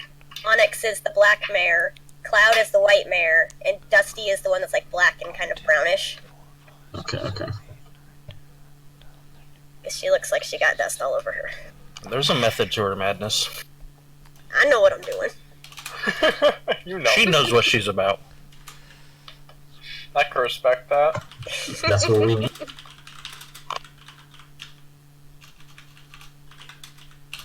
Yeah, so I'm assuming we're not gonna hunt down that one dude. Colin? No, the guy that you knocked unconscious and then we left in the woods. Leave him be. He's gonna die. And even if Okay. he doesn't, we'll do. Okay, yeah, I'm sure I can be like, oh, Gloria, you know how it is. It's a cutthroat world out there. We wanted the prisoner. Lol. Please don't turn us into the guards. We could just lie to her. She's pretty gullible. We could just say that we knew there's an armory nearby, and that if we knew that her hunters are essentially imprisoning Shalistian citizens legally, it would get to her. And after we told them that, they killed us. They attempted to kill us. Yeah, And that dude's could gonna- work, maybe. And the dude's gonna be like, "No, we didn't," and we were like, "Of course you did. I mean, you're saving your own skin. That's why you're lying." The really unfortunate part is that she was like, oh, Gil's gonna be my new business partner. She's gonna be like, where's he? Ah! We ate them. Let's I say gave her so many good ideas. we'll say that that group killed him. There you go. Yeah, because all of us Yeah, in the just party frame this are adept liars. I'm not. I have really bad charisma. I mean, I'm a paladin / warlock, boys. I'm I not have saying this one. ethical standards. Got that +5. I'm not even proficient. No, basically, if we need someone intimidated, I'm good, but I'm kind of meh on everything else. Is everybody back? Well, to be fair, Yeah. oh, yes. Okay. What were you gonna say, Cap? I was going to say, to be fair, when it comes to a lot of peer-to-peer interaction, I feel like you don't heavily rely on, like, checks. Me? Yeah. Just a matter of what you would feel, and then if it becomes a little more nuanced than that, that's when a check would come in. Or I guess not how you feel, how your character would feel. Right. Yeah. It doesn't really feel very good when it's just like, oh, this person rolled higher, so they just outdid you. Okay. So you guys mounted up your horses, began moving westward. Carrick, are you sending that message now, or are you holding on to that and sending it soon? So I want to go over it with the group and see if they have any objections or any suggestions. So as you guys begin to walk into the jungle, you kind of hear the noises of the jungle start to come back into view as you kind of walk for a few minutes in silence, kind of rethinking the past few days and everything that's occurred. And you continue on your way. What are you guys doing? So maybe instead of you're in chains, you could say, Tomlin, we know your situation, which is the exact number of words. Okay. No, well, that doesn't include Tomlin, because then it would be 5. I mean, you don't need to say Tomlin if they can identify you. That's fair. Instead of in chains, you could say imprisoned. That gives you an extra word. Oh boy, okay. Alright, so... I mean, I guess I just like Tomlin because there's a little personal touch, you know? I mean, I know he knows it's me, but this way I'm addressing him and it's not just sort of, you know, this chaotic voice coming out of the nether. Like, totally Yeah, it gives him a second to process it. Yeah, you know. Okay. Gets his attention. Alright, so I've got Tomlin and then word. Isn't your 2 words, technically? I mean, it's a contraction, and frankly, if 25 words or drops off, I won't be upset if less, you know, drops off. Okay. I assume a contraction's 1 word for the purposes of this spell. This is so Okay. ridiculous. Send it like this. Like what? Like you have it at the moment. Oh, okay. Well, do we like you're in chains or you're imprisoned? Imprisoned gives you an extra word if you want to add something on. I mean, I got it. Well, if we have a word to add on, just... I do not understand why you put so much importance on the nuance. Just convey a message in the fewest words possible. How about instead of what do you need, why don't we add your group? Where are you and your group? So what happened to them? You're Where dead. are you? I am All of doubtful. them? I saw them I, die at Abaslo. we saw them hunted down. He was knocked unconscious. I am very doubtful that he knows his own location. You can Alright, still see Well, if I he mean- knows or not. yeah, just send it as it is. I figure throw it out there and, you know, kind of whatever. I figure those are 3 things that he can respond to us to with, you know, if he has information about something, I assume that he would just respond with the information he has and wouldn't say, oh, hey, don't know about this, huh, can't really help you there, but by the way, here's the answer to X, and then it just sort of trails off. Alright, send it. Yeah, just send it. Punch the button. For the love of God, please send okay. it. Alright, so the only addendum is instead of Tomlin, you're in chains, it's Tomlin, you're imprisoned. Okay. But other than that, it is copy-paste. Okay. Can you read to me the spell real quick, just to see how this gets relayed to him? This is Yeah. message or sending? No, this is sending. Okay. 3rd level spell, Daddy.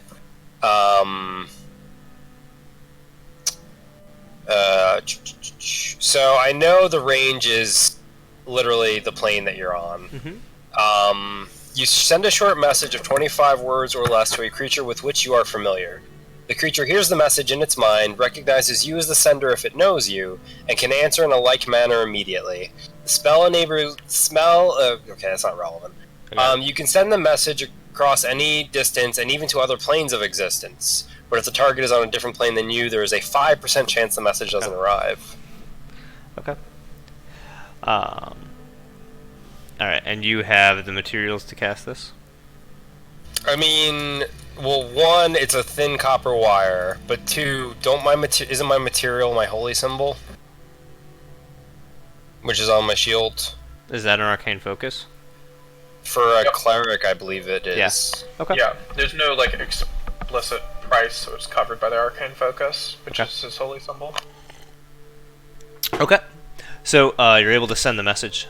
Abot And switches over with the gaze of the two minds as he's doing this to watch him. okay. So you kind of switch over, and you guys kind of, you're still on horseback. Damien kind of leading the way. Abot, as you kind of switch over, a few moments pass. Still kind of inspecting his hands. The hands come to the face, covering your vision for a moment. And then suddenly you see the posture change. The hands sit up, grab the bench that he's sitting on. You hear nothing except, again, that faint breeze and the up and down and the wheezing of his voice. The breathing gets a little heavier. He kind of looks to the left, and again you see a stark stone, a very dark, kind of grayish stone wall. He looks to the right, another grayish stone wall. And then you hear his voice. What is this? Is that the dwarf?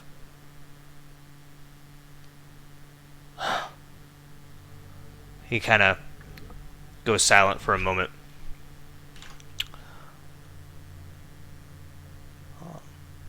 Carrick, you receive Yes. a message in Tomlin's voice.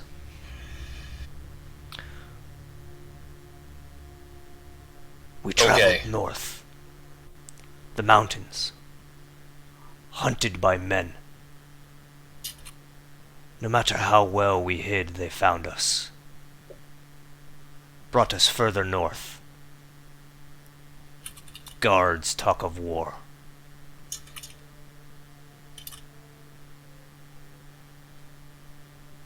I'll copy paste that for you. Copy pasta. Copy paste that. Nice. Yeah, I was writing it down as he was talking as well.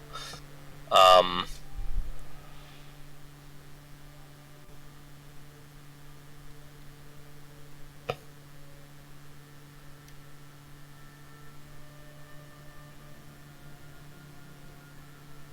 just want to say, really enjoy the Skyrim music there. Recognized it instantly. Yeah, it's pretty lit. It sounds like they may have been taken to Melrose. It's possible.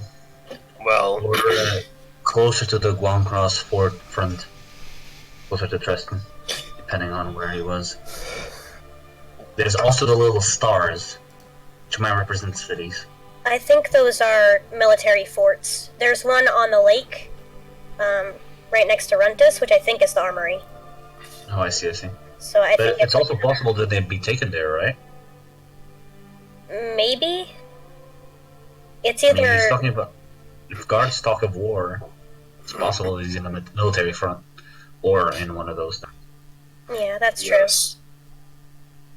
If the guards talk of war, I mean, that seems to be privileged information that maybe a common guard doesn't know, so he might be in a more secure facility.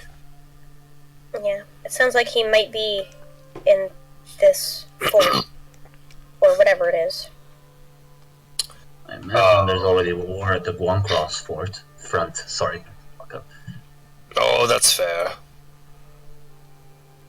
Well, I can do that twice a day, generally. My power to perform that, it shares the same power as what I use to communicate with Gil, so I can't, excuse me, I can't do it again today. That's fine. No However, problem. Thank you. yes, well, I mean, it also shares the same power I might use for a variety of other things, so hopefully it won't be necessary for today, but it is something that we should probably consider. Regardless, excuse me, oh, hang on. Excuse me. Regardless, so, yeah, Lady Kira, you did not hear about this. I spoke with the others briefly. And then can I just, out of character, recap, or, I recap I guess, vision / like, plane shift Yes. that I experienced? Frank? Yeah, you can recap it. Yeah, so I mean, I do. We did that. I do that, Okay. and I share that information with them. So it would appear that, for what for what it's worth, after we finish this errand for Bombera and Junta and Cyril, I will still have other matters to attend to, in regards to the coming apocalypse. Yeah. I don't know if that's a little dramatic.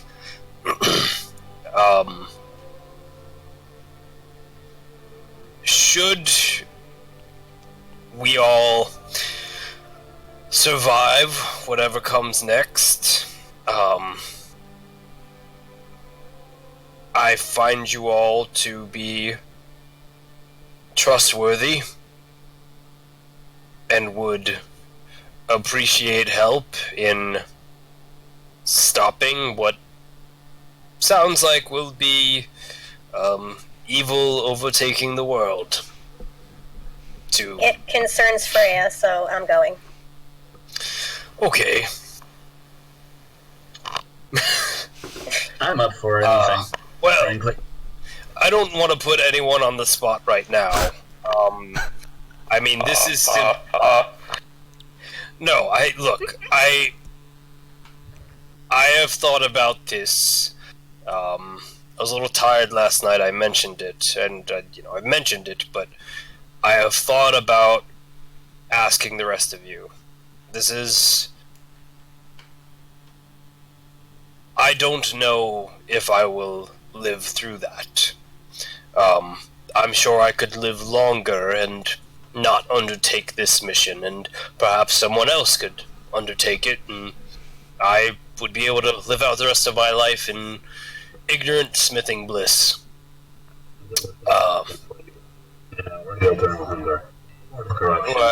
Or Rep- everything else. Rep us. It sounded like you were underwater for a little bit there. Yeah, the beginning. Potato Mike? Sorry. Before, you could maybe live a normal life until the Stone Men took you, or the Eternal Hunger, or the Death of the Young, and anything else. Like, at this point, if what you say is fully true, it would be insanely foolish to just ignore it. I understand that, but my point is, I'm no hero. I don't think any of us are heroes. Chosen by a god. Look, I don't want to brag, but I picked up a smith and dragged him all across the cavern, swung downwards, got him out, got Kira out. While the hero was not the word. look, I don't worry about it. heroes It's are... about helping who we can. That's it. Yeah, Damien chimes in and he just says, "You are all more capable than you think."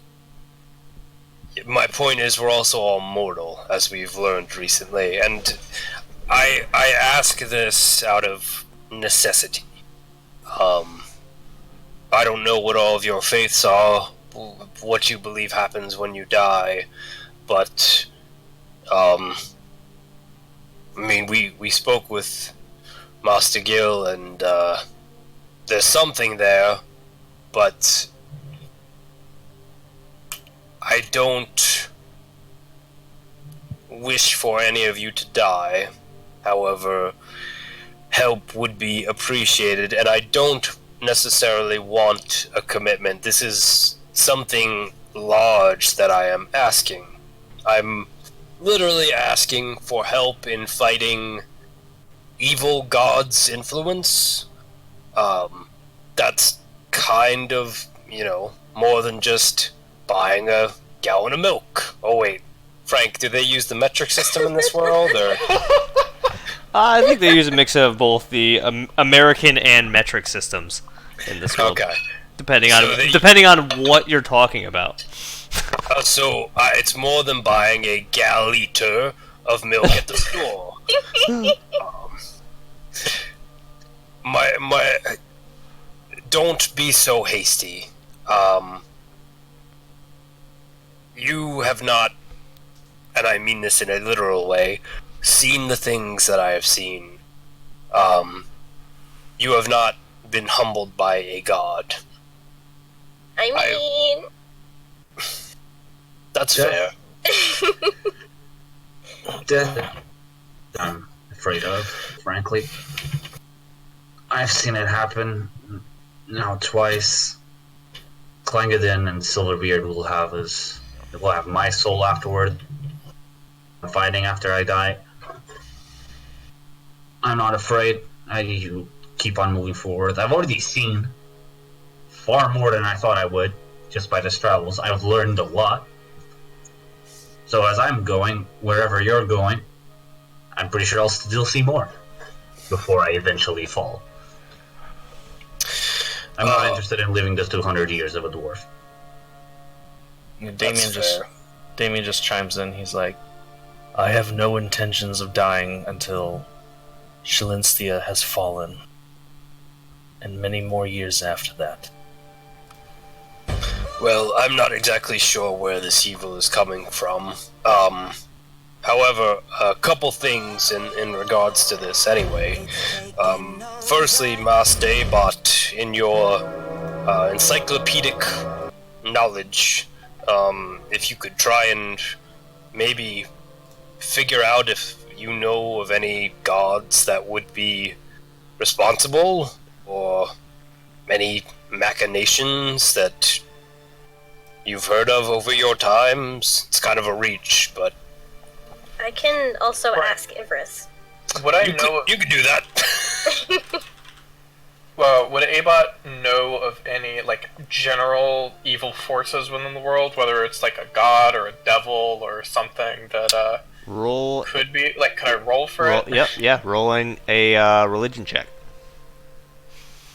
It was kind of a pathetic roll. Oh, Could Damien is proficient in religion. Could I do it as well? I mean, you could roll as well. Probably not as good. Well, let's see. Where's my? Abot, what'd you get? give me 1 second. I didn't have doodle doodle doo. Oh, that's a 23 plus 8. Hey, I mean, you beat me. I got an 18 though. That's pretty neat. Good job. I don't think I beat like whatever the fuck, like a 30, whatever.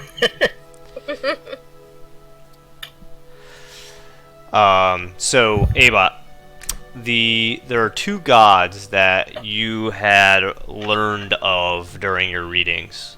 One is, I guess it would be it's like Pommel, but with an H, so Hommel, Homel. And it's not, gods here aren't really associated with necessarily race or anything. This is a god of tyranny and domination.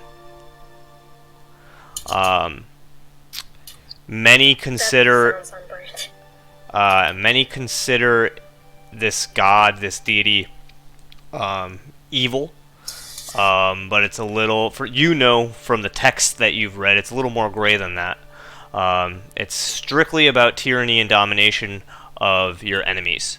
And, depending on the context and depending on the situation, that's not necessarily evil.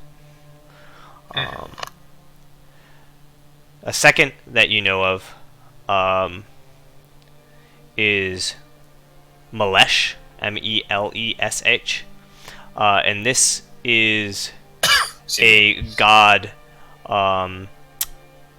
or a deity of the undead and resurrection.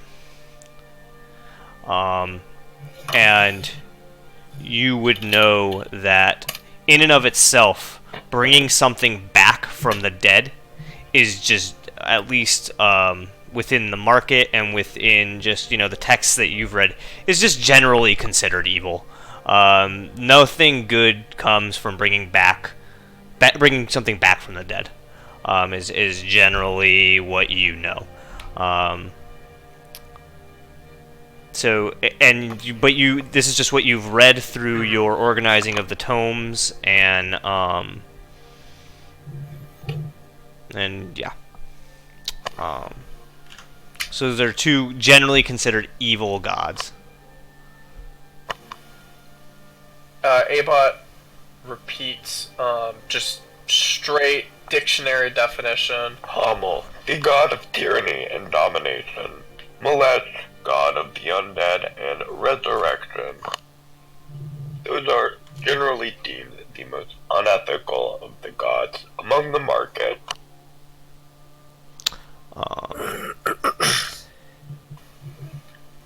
Damien, what did you roll on your religion check? 18. That's total? Yes. Including 15 modifiers? plus 3. Okay, got it. So the god Hamel resonates with you. There was a captain from your past that actually worshipped this god. Is it the one that I asked about in the Elder? Okay. And he received a promotion. Yeah. When I hear Hamel, I just look back at the group, still guiding the horses, and I say, I knew a man that worshipped this Hamel. If this god is anything like his worshipper, it is a great evil.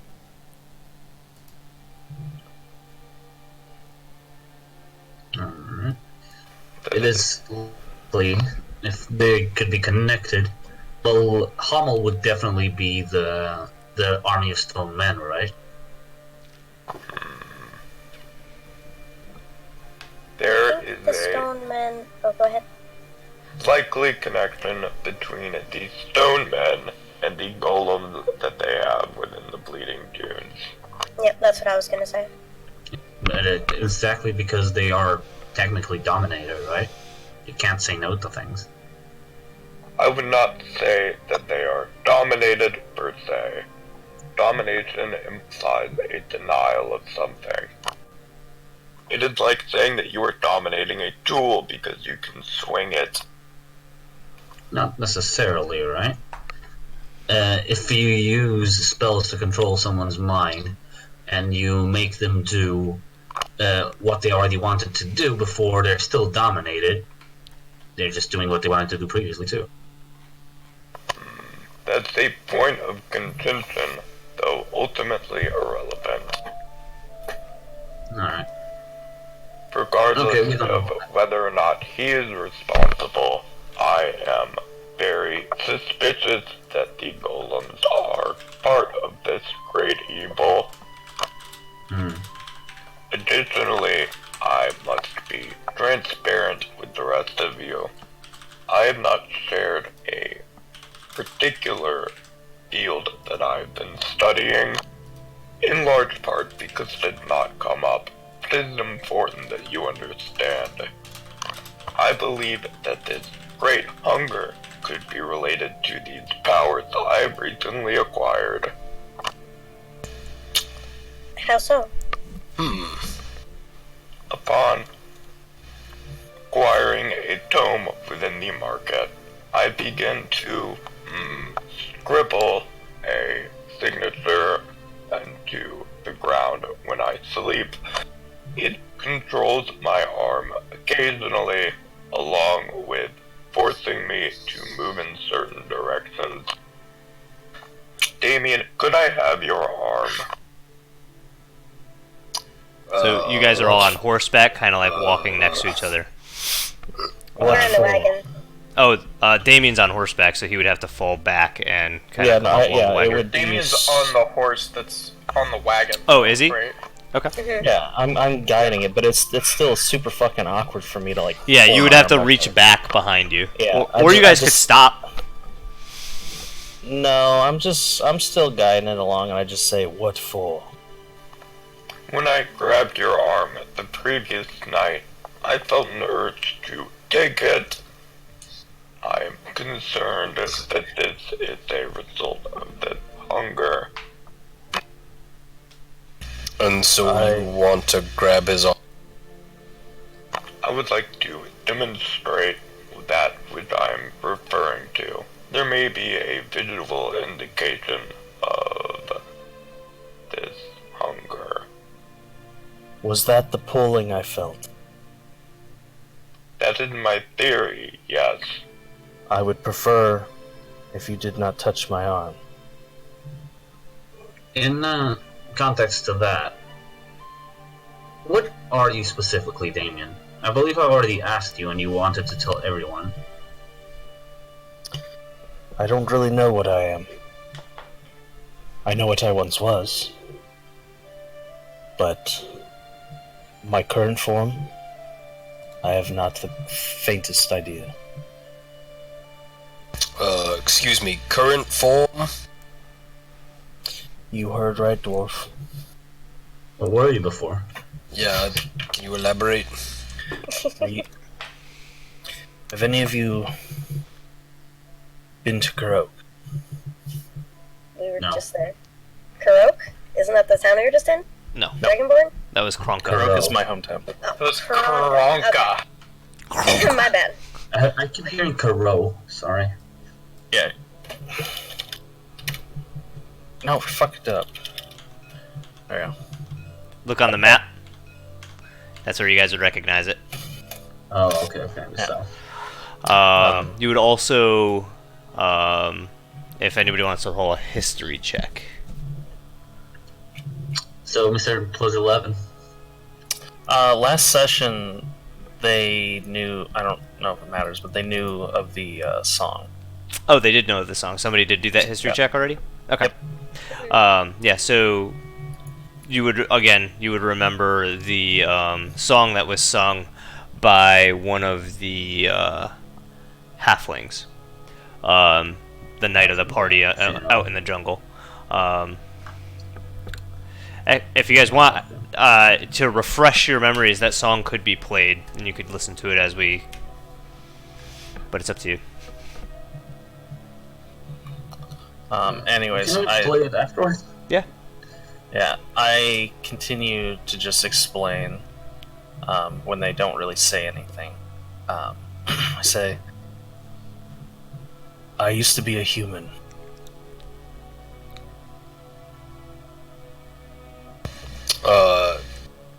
How is that? Actually, How did I used to be a human? yep. How I did was you become born one? from human parents. Yes, but how did you become this? What was the process? I kind of like, I don't know if I don't have clothes, or the change skirt that is covering my crystal hand. I just pull that back and I show them the crystals. And I just say, I found a crystal, and in a cave. I was in there searching for a young child who was in danger. My group was informed that there was goblins in this cave. Roughly 8. Unfortunately, when we got in there, it was more like 50. We were surrounded. Before I was struck, I had this urge to grab the crystal I found in that cave. A voice called to me and asked if I wanted to live. Simple as that. I replied in a panic, yes. Last thing I knew, I woke up. All the goblins slain. The child dead. I was alone, but changed. I was what you see before you. Something is a part of me. As you've seen, it sometimes acts on its own.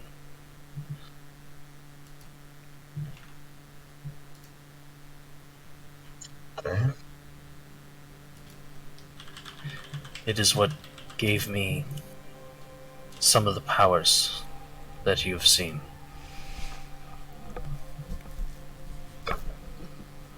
Is it a god, do you think, that gave you these powers? It is definitely not.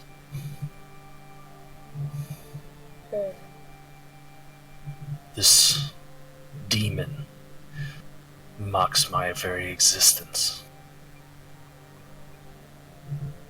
So 2 of ours walk with God, and 2 of ours walk with entities that wish them harm, or are at least not strictly benevolent.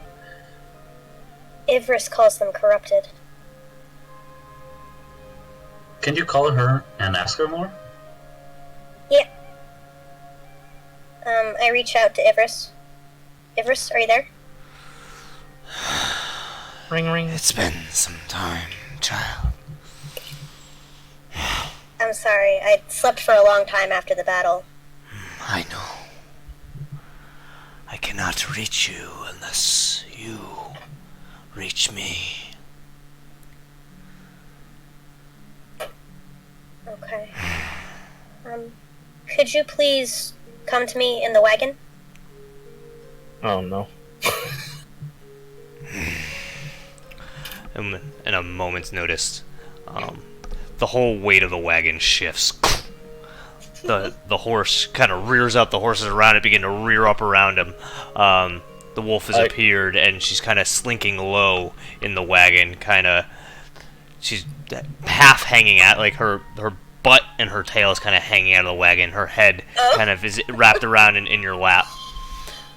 I use primeval awareness to calm down the horses. All the horses begin to calm. Her body's kind of like almost touching Abot, and she kind of looks up over like her back, over her own back, kind of craning her neck, looking at Abot. Then kind of sniffs, kind of turns her head, and another faint growl in Damien's direction. Looks around, kind of getting her bearings, looks to you, kind of nestles her head, her large head kind of taking up your whole lap. Her antlers kind of coming up, poking around your head, and you kind of have to move your head to not get poked in the face by her large antlers as they come up. You know, one prong kind of under your chin, and then the other kind of curving and where the antler ends above your head. Does her leg look okay from where she was attacked by the frog spawn? You see that there are patches of fur. It looks like the fur has actually been... It looks like there were wounds, and then there's a scar tissue, and then the fur has been growing in. It looks like it's growing in very fast. So wherever the fur was removed, it's like half of the length of the rest of the fur. But it seems, it's only been a couple days, and it's growing in very fast. Okay, so is she at full health? Yes, she's at full health. Okay, cool. Ivris, one of my companions, he had a vision last night of his god, Goibanu, and Freya. He was told about corruption and a lot of calamities. Do you know anything about that? I only know what Freya has told me. The others are being born as we speak. Some are being twisted, some are being freed, as you freed me. The other keepers work diligently. A corruption comes, you've seen it. I smell it. Again, kind of looking between the two. Okay. The chosen of Goivenu did not have a dream. Goivenu summoned him. Freya summoned him.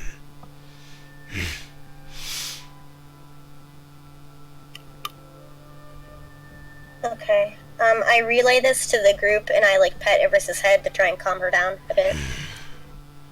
Kind of nuzzles her head deeper into your I love her. your stomach.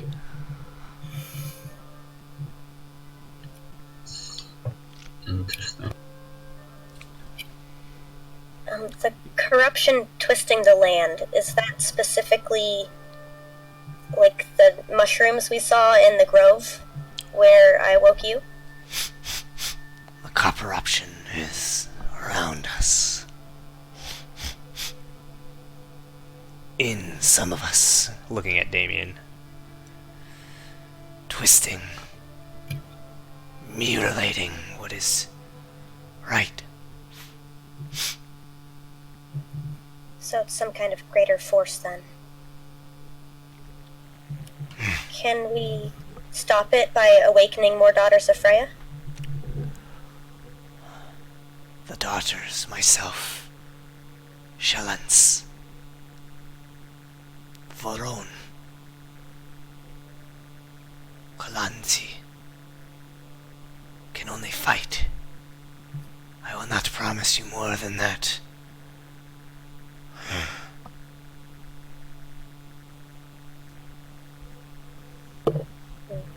Does she know the location of the next one? Can you sense where they are? You see her eyes kind of close. She kind of slowly, keeping her body weight low, she kind of shifts off, moving her head, trying not to poke you very gently, and she kind of backs up off the wagon. You guys are kind of walking slowly, so she's kind of walking behind very slowly, kind of one paw in front of the other. Very, like, as she kind of lifts one arm as she's walking, you see, like, the paw kind of go limp for a second as it lands down in front of it. Her eyes are closed, and you see her head kind of tilt up, her nose to the sky. And you see her taking in big breaths.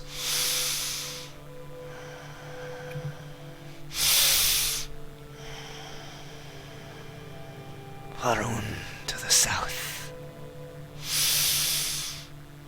Kalansi to the east. Far.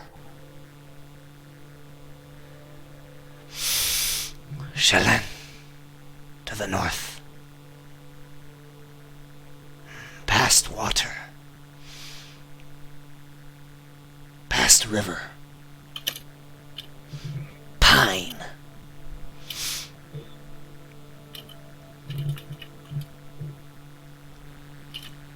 Okay. Thank you. What was the last thing? What was the last thing? Past water, past river, pine. Like pine trees. Oh, pine tree. Okay, okay. So the Like first one Colin is said. east far, right? Yeah. Okay. But she didn't say across water. So I don't know if it's on other continent / island. She says past river, right? Yeah, for the northern one. And the east is the one that's past. Yeah, I'll copy paste. Hold on. Okay, okay. Sorry, I missed this. Like when she said past water, I thought it was for the north one. So east is other continent. To the east, there's Bullrock. I think you find it there. The river goes. We see a river that flows through the mountain. So if it's past that river, it's quite likely that it will find it on the north of that as well. I So- think it's north towards where Tomlin was, because Abot before, didn't he say he saw pine trees when Tomlin was running? You have an ear for detail that is beyond anything. Jesus Christ. This is true. Yeah, okay. That puts 2 in 1. Fantastic. Alright. We'll see the Bleeding Dunes, and I think the mountains is going to be the destination after that.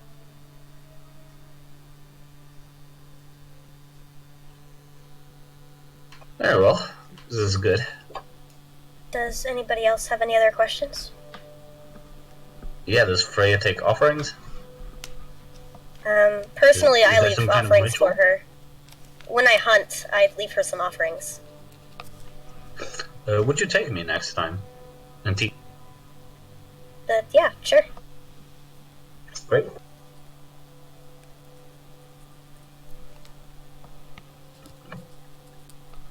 I assume we can continue our journey. Yeah, you guys haven't stopped walking. She's just walking like to the back, and she was just kind of sniffing the air as she walks slowly behind. Okay. By the way, Blubba, out of character, the only thing I have that can be two-handed, because I don't think short swords are versatile. No. Let me just say, they are not. But I can but lend to you my warhammer, which is versatile. I don't think I can use a warhammer, can't I? You can, because you're a paladin. You have all proficiencies. Oh, I thought warhammer was exclusive to dwarf. Nah. Dwarves get them automatically if they are mountain dwarves. All right. But yeah. Okay. So you guys I can lend it to you, but that's gonna have to be a conversation in character. Yeah. I was just curious. A little bit. So you guys are continuing to walk west. Oh, I had more things I wanted to talk about. Yep. Oh wait, did you have something, Sarah? Nope. Oh, okay. Additionally, Goibniu, as I mentioned, said that I would have to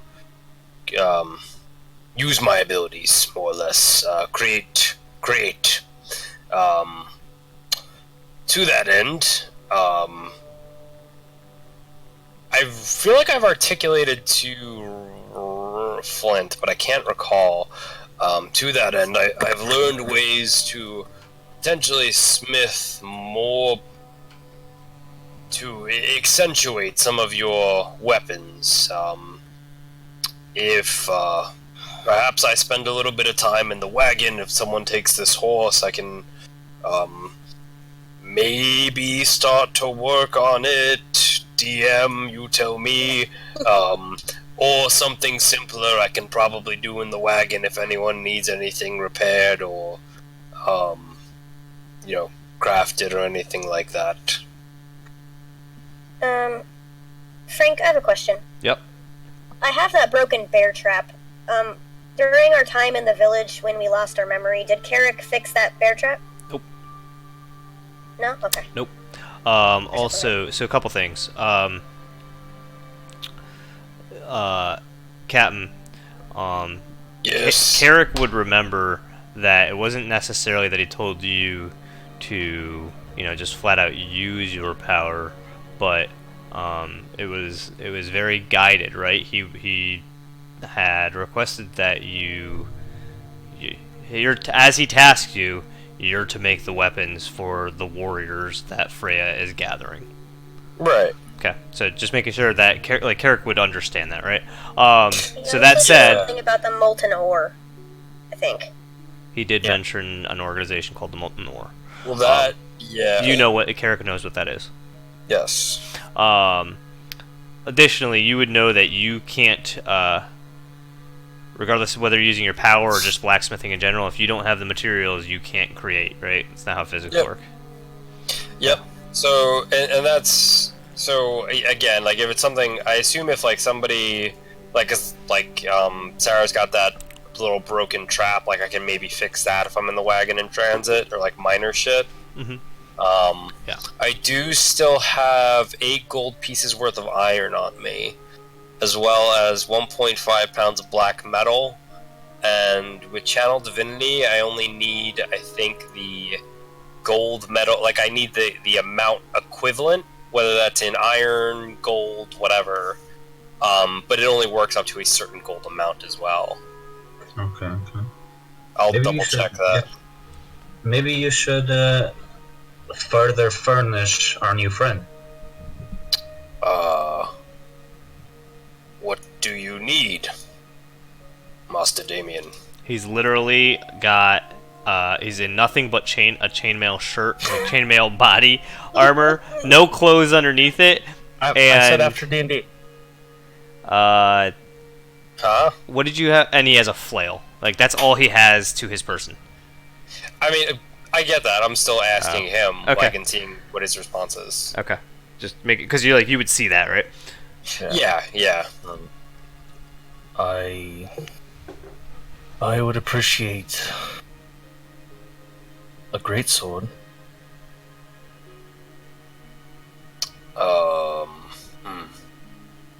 it only costs 30 gold. Oh, okay, thank you. I didn't know how much that Wait, cost. it's either 30 or 50. I don't remember. Great Axe is 30. At the most, it's 50 gold. Okay. Can work on that. I can start with the bear trap if someone can hold on to my horse. Yeah, it's 50 gold. Okay. Yeah, I can trade with you, Carrick. Okay. Can I get in the wagon? Yeah, I'm in the wagon. I can Oh, trade okay. with you. Cool beans. Thank you. So yeah, I'd like to just try and repair the bear trap. So you kind of take the horse's rein, tie it to the wagon, so it's just following the wagon now. No, I get on it. Oh, Purely you gets switch? on it. Okay. Yeah. Okay, so you take over that horse. You get into the wagon with Abot. Everest is still following behind. You kind of take the trap and sit down. Roll me a smithing check, please. What modifier do I add to a smithing Just your check? proficiency. Oh, so then that's it's a big old 6 total. Okay. But you're familiar with this as you're the one who created it. Yeah, I am. And so with that, you're able to kind of just snap the pieces back into place and reset the interlocks, and you're able to kind of reset the trap and the trigger. Okay. And you can tell that it's going to work fairly well. That process takes you about 30 minutes or so. Okay. So when I'm done with that, I hand that back to Kira and I say, "Okay, that was easy. I mean, relatively." As he's kind of tinkering with that, is anybody else doing anything? Having a Checking my conversation? surroundings, making sure that I'm as alert as possible. Okay, roll a perception check, please. Yeah, I mean, Damien's keeping a lookout as well since he's guiding the horses. Take advantage. Take advantage on that perception check. How much is a flail? Does anyone know, like, gold's worth? I'll tell you in a second. I don't know that by I can look by real heart. quick. I'm looking it up.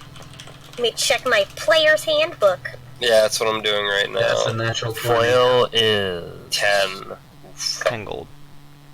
Oof. Okay. Do you need more gold of stuff? No. I mean, granted, we haven't run across any shops in a long fucking time, so I guess the gold doesn't matter.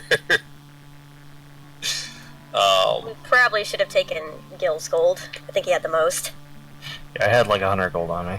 Oh, rip. Just let him rest. Just let him. I didn't say anything because my character had no fucking clue, but I was just sitting there like...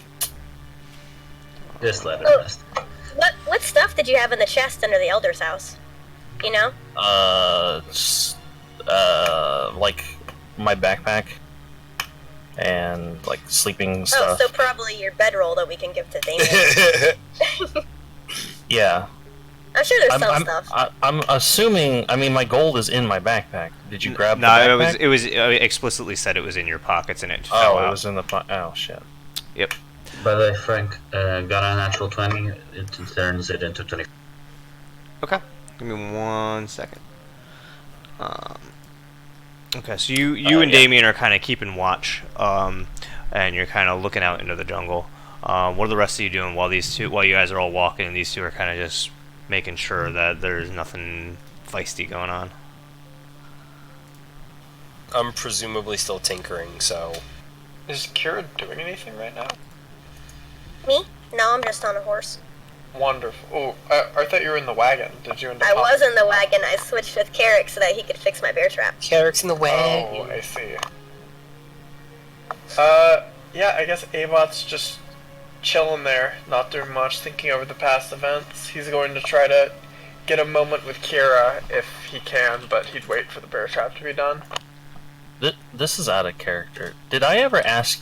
I think last session I asked you, what came of you trying to. Did you ever answer that you were, like, changed or anything like that, Soup? I don't think we got an answer on that. I think Okay. I might have said I was made this way. Oh, okay. So, as the two of you are kind of looking around, you kind of notice a couple different bits of wildlife out into the jungle. None of it really paying any mind to you as you guys kind of make your own trail. But Flint, you kind of notice on one of the tree branches there's something. It looks like almost like at first a tree branch kind of wrapped around a tree branch. As you kind of look a little deeper as you walk past, because you guys are moving fairly slow, you see it's actually a pretty large snake that's actually slithering towards the base of the tree from the branch.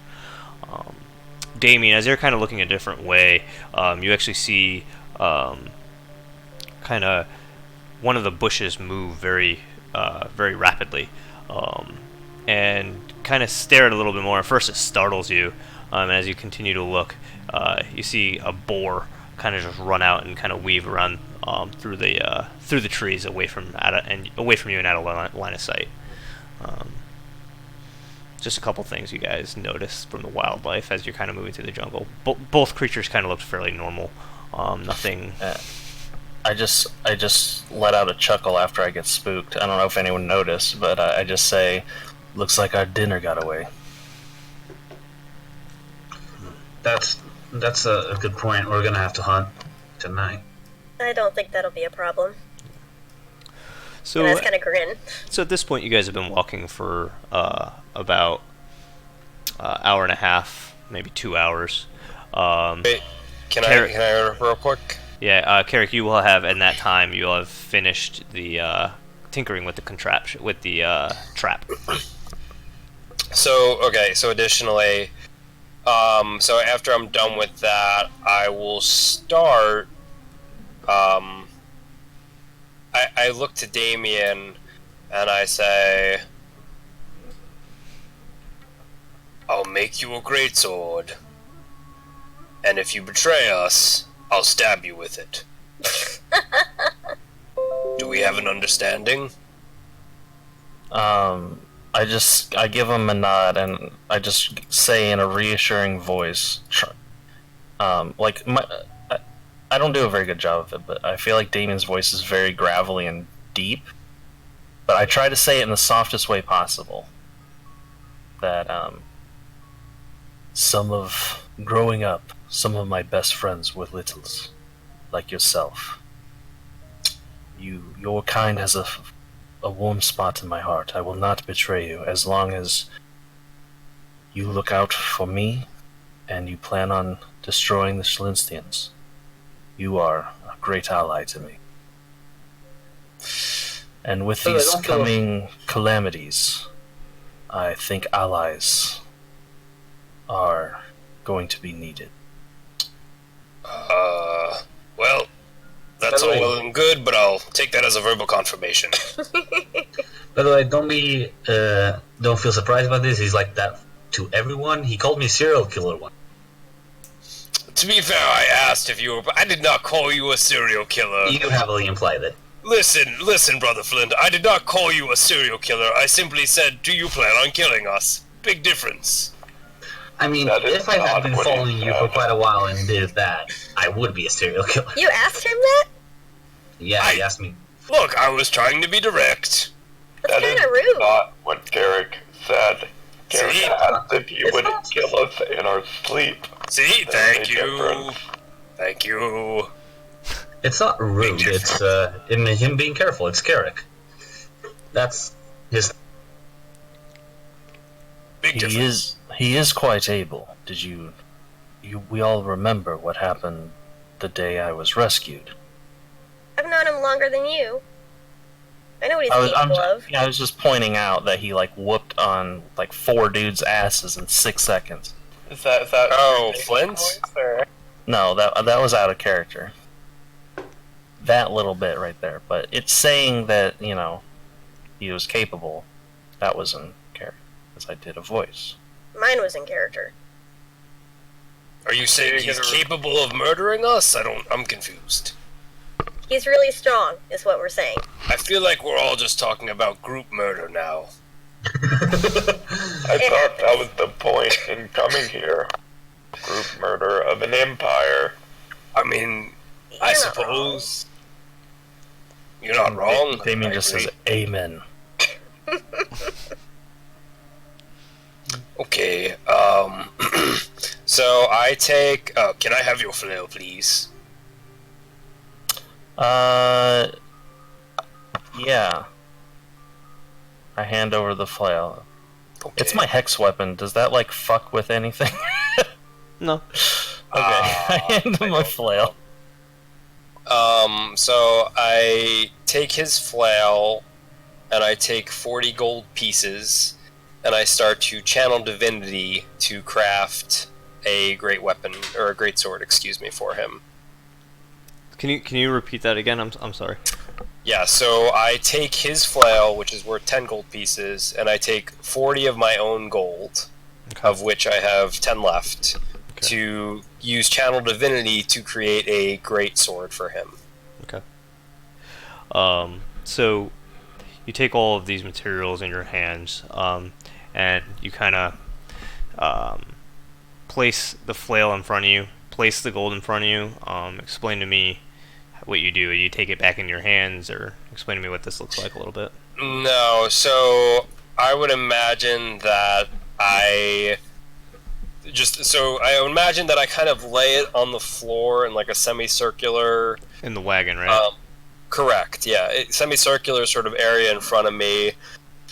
I then sort of just sit down, kind of sit like bow-legged-ish, Indian style, if you will. Mm-hmm. And I close my eyes and I sort of begin just sort of channeling. I put my shield like in front of my body, so like the shield is facing, like the holy symbol is facing outwards towards the material, and I start channeling the divinity, and then I would imagine that.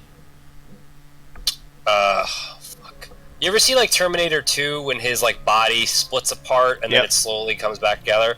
So I would imagine that throughout the course of the hour, at some point, the materials sort of slowly begin to coalesce into sort of a amorphous metallic substance, which will then... They kind of like melt down and then reform and then form the shape and then solidify.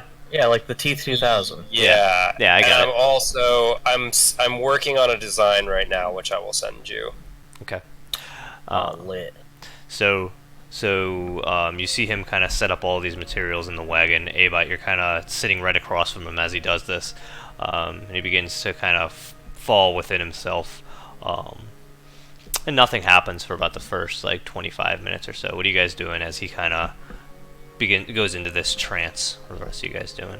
It's about midday at this point. You guys have been walking about, again, hour and a half, 2 hours. Damien's just peeking over his shoulder, trying to see like what he's gonna do with this flail. Okay. Because he hasn't seen him actually do any of his voodoo. No. Okay. And as soon as like he starts like the magic starts really appearing, he's just like baffled. Okay. Yeah, so that would happen around the 30-minute mark. Yeah. I wrote something in the chat. Oh, okay. Yeah, so, Kira, you would go into your backpack and pull out those petals. And as you do, they kind of crumble in your hand, and they all have withered away at this point. Damn, okay. And kind of just dead leaves. Shit. Alright. A small thing, Frank. I know the process of brewing the brew. That I know the ingredients to brew the brew on that allows us to breathe underwater. Do I know the process of doing it? Yes. Okay. Actually, you know what? Roll me a history check. Well, didn't you steal the dude's journal that had the... He gave it back. You give it back. I gave it back. Roll me Give it back. Flint didn't steal it to keep it. Flint stole it because Yeah, of the family. I just thought you took it to figure out how to do it. That's all. Well, yeah, Yeah, and then the that's guy why was like, "Huh, where'd my journal go?" And Oh, was you, like, you just didn't have time to read it. Yeah, we weird. had to do a lot of shit, so I didn't have the time to. kind of fought frogs. Yeah, you're right. Ooh. So, you know the general Five. process. You know that it takes the 24 hours to set. But what you're not sure about is how long do you have to apply a heat source, and that's the part that's kind of waning for you. You know the process of mixing the ingredients. You know the process of how much water to add. You don't know how much heat and how long that heat needs to sit for. So I'm gonna have to experiment with it later. Should I want to brew it? Okay. Okay. I'll write that down. Meanwhile, Flint is still got. If that's the case, Flint will maintain alertness around him. Okay. And let people do whatever they want, but he's gonna be sure that they're not ambushed by anything. Okay. I'm gonna ask Everest to keep a lookout as well for any nasty creatures. Roll a perception check for her. Okay. What is her perception? Let's see here. +5. Yeah, and her passive perception is 15. So. Neat. Ooh, 20. Non-natural. Okay. So she's just kind of sniffing the air, and she lets you know that if anything threatens you, my child, you will fear not. What did you say? He cut out a lot. She said if anything is to threaten you, you need not fear. Okay. I trust her. So now, again, it's about midday. About 30 minutes into this trance of Carrick's, you all begin to see the metal items and the flail as a whole begin to just melt into this amorphous liquid material. It doesn't even look like metal, really. It's just this metallic gray liquid, and it all begins to shift and pile together, and all the liquid kind of shifts on the boards of the wagon bed, and then once it forms into a mass, then it begins to stretch and elongate to a point where it forms a rod, and then out the side, a hilt begins to form, and then the handle begins to shape. The blade itself begins to come to a point at one end, and then the edges begin to get thinner as the center widens a bit, to a point where it's very clearly that a greatsword has formed, quite long indeed. And a few moments pass sitting in that form, and over the next 5 minutes, it solidifies to the shape of a greatsword, all one solid piece of steel, piece of metal. You're not even sure what kind of material this is. Gray, metallic silver gray. Wait, I would hold on the describing it, please. Yeah, no, I was just leaving it. It's that general shape. Yes. And then I was actually just about to ask you. I'm still working on it in Microsoft Paint. Man, I thought you were gonna give me some dope ass shit you found on Google. You're over here painting it. I'm in Microsoft Paint. What I did for Gil's rapier is I found some super fucking cool thing, and I was like, "Hey Frank, I want this to be mine." I googled some shit, but I'm probably going to come up with a mock, and then also Frank, this is kind of what it should look like, but this is what I drew. What do you think? Okay. And it kind of begins to sit in that general shape for a while as it starts to solidify. With that, we're gonna take a 5-minute break. Okay. I'm gonna say painting. It doesn't really matter, but I'm Damien is very impressed by what he's seeing. Mm-hmm. Yeah, I got to pee. Right. I'm trying to make Damien like Eric. I mean, as opposed to Gil, who just shit on him. Right. I'll tell you right now that Carrick currently thinks Damien's probably not intentionally, but that he's being condescending towards him by calling him a little and saying some of my best friends were little. It's but I mean, Carrick also it's literally been, I don't know what, 25 sessions ish, and Carrick's finally starting to warm up to some of the party, and that's intentional. I got you cough medicine. You did, And still, it's still been like, I feel like after the death of Gil is kind of when he's... Yeah, well, Yeah. the thing with Damien is, I don't want him to be super trusting, but you guys have saved his life twice already. There is that. But at the same time, he's already pretty edgy with his lore. So he so kind edgy and He's an pretty. edgelord. I mean, I want his background to be edgy, but I don't want him to necessarily be edgy. I woke But up. I feel like if he's like, I don't trust the party, like that just... I don't know. I feel like it's a little bit harder since he just joined the group. So I have to have There him is have that. some qualities of trust. There is that. Because feel like he's not very trusting of most people. Hmm. Hence when I put a dagger to Flint's throat. I mean, you know. See, these are things that make Carrick not like your character. Yeah. I mean, Understandable. That's also part of it. Damien's Like, had a like- rough couple years. Sure. But Carrick, Carrick, so from Carrick's perspective, like I don't know that he would necessarily call any of the party friends, just because that's how he rolls. Wow. Like, I think Carrick probably has maybe like 3 to 4 friends total. He considers you trustworthy, which is huge for him. So, I mean, obviously you guys don't necessarily know that, but Yeah, Damien's a fucking onion. He's got a lot of things pulling him different ways. I'm an Shrek? onion. I've got layers. Not like, cause his guy, you would know this. I feel, being a cleric, I would fucking hope, that Helm is a god of protection. So, Bro, I don't know. well, yeah. I mean, I know you don't know, but I feel like Just because somebody's a cleric doesn't mean they would know all the other gods.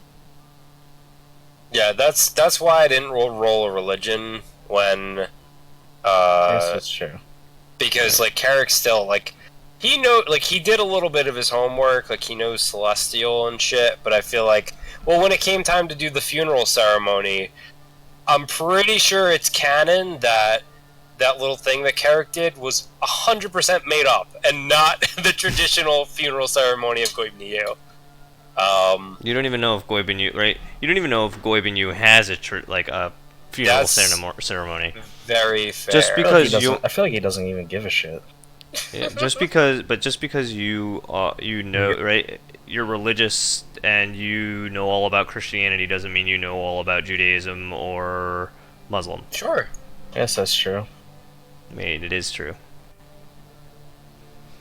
I'll be right back. Actually, I I would know, argue. okay. I would argue that most people who are very religious don't understand the intricacies of other religions. Yep. Depends on like if I you're a think- studyist, if you're an academic. Right. If you study religion, that's different. Right. Well, and also, and hashtag real talk. Part of my own self exploration. It's the difference between being socially a religion and like actively or culturally, Christian as the case may be, and being an actual sort of partaker of the religion. Yeah, actually participating in the religion versus just saying you're part of the religion. Additionally, Yeah. there's a lot of highly religious people who actually don't know specifically what they're talking about because Sure, they're taught yeah. a certain way and they never studied or read it. They Yeah. just this is the way and this is how it's gonna be. Yeah. Well, they are legitimately wrong by the theologies. And Yeah. If you were to read the book. And then even then, right, it's like how many different interpretations are there? Where it's like, I mean, just again, Christianity is sort of the one I know, sort of literal Genesis versus figurative Genesis. it also And depends on the different what's it called, variants. Because, for example, here in Portugal, we mostly only have Catholics, and as such, we follow the interpretations that the Pope and the Vatican gives. so Roman Catholic. Yeah. I don't know. While the other about- Protestant guys would do something. Thing about Catholics, I never know. It's just stand up, kneel down, stand up, Well, that's sit down. that's a way of worship, Just- man. Don't just- bash that. Like, Just pick a position and fuck me. It's more. I'm confused. yeah, That that's. was- I Is it wouldn't even. because of the I'm not even gonna church, touch or- that with a 10-foot pole. That was Not- a joke from a comedian me and Yeah, Sarah watched the other day. Oh, it's for the church. Okay, I get it. Okay, hang on, wait. I won't say you're wrong. Going to church as a Catholic, I can say that. Well, it's a bit boring and frustrating. No, I for a while I was part of one of those super churches where they would have like. Oh my god! Yeah, it was unfortunate. Yeah, my dad did this thing where he wasn't religious, and then he got super religious, and then he wasn't, and then he got super religious, and for a period he was super big into those giant fucking churches, and it was just like 6 hours of just being like, fucking kill me. 6 Yeah. hours. Yeah, no, there would be a service, and then there'd be another service, and like the church that he was part of had 13 different pastors. What the hell? Like, It mine becomes are more 1 about hour. power than 100%. actually. Like Yeah, mine are it's- 1 hour and they're insufferable. Like people legit like go to it because they believe they have to, but almost no one that I know likes going to them. Yeah, not It's every literally, single like seen as a service. sacrifice. So Yeah, 6 not hours every seems, like, service was impossible. 6 hours. It was just like they would do like event nights. Event nights! It was like Pray the gay away night! Oh my god. Is everybody back? I mean, it wasn't like that, but it was like they would do like special speakers in town, and he's gonna the Holy Spirit's gonna fill you tonight, and all this stuff. Sounds fun. Special guest special guest. Fuck. Okay. Is everybody back? That was the whole thing. I haven't even. I I'm don't not know. drinking, Sarah- by the way. This is just me. This is just who you are. Yeah. It's just. Guess what? Back streets back. All right. So Repus, you got closure, man. Yeah, I did. I was so happy. I really liked it. You weren't here when I was talking to Soup about it, but I really enjoyed it. We'll talk about it later then. Should have Mac. Hello? Hello? Hey, Welcome back. Alright, just waiting on I'm Sarah. What did you get closure for?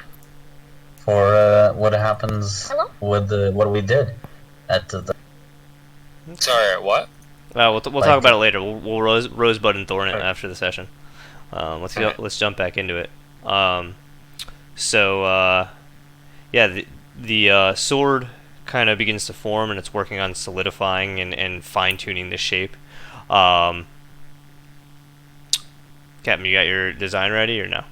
Still working on Okay. it, Daddy. So as it kind of rests there and cools off, you guys continue walking through the jungle. This point, you guys have been walking for about 4 hours. You know, you're all starting to get a little bit hungry. You've woken up and, mourned Gil, saw the village off, and started your trek. You guys know that if you don't eat soon, you're going to start to feel exhausted. So if you're going to eat, please knock 1 ration off of your inventory. I've gone through 33% of my rations. you see. So if I eat 1 ration, would we consider that 1 day and 2 That is- meal left? That is 1 Or is day's. that just A a ration day? is 1 day's worth of food. Okay. So I ate a ration. Hey, Raypass, how many rations do we have left? I have legitimately. See, Oh, just kidding. I have no rations. I have 1 day, a single one, Oh, shit. Alright. because I had to spend some to make food for the guys who interrogated. Oh, okay, so I probably have like 5, maybe? I have no idea. I'm not sure. I'm gonna have to check my notes on the. Okay. Also, like we know days we spent brain damaged. When you guys were in the village, your rations, you did not spend any rations. So those okay. days you couldn't recall at first, you did not spend any rations there. Okay. Okay. And I'm I gonna still only give have one. Damien one of my. I have those glabus fruits. Okay. That essentially Whatever. counts as a ration. Yeah. Lit. Here's some fruit, bud. Thank you. You're welcome. I'll gather more at some point. Okay. So yep, I'm just everybody much reduce except Ava. I don't think you need to eat, bud. Reduce a ration. Can't reduce past 0. And Question. yeah. What do our horses eat? Grass? Just grass and whatever Oh, okay. whatever plants and shit are on the ground. They eat each other's shit too, I'm sure. Probably. Probably. And that's what horses do, right? That is what The horses guinea do. pigs do that, so maybe. All animals do. I do it. Oh. So you guys continue walking. Another hour or so passes, and you kind of find yourself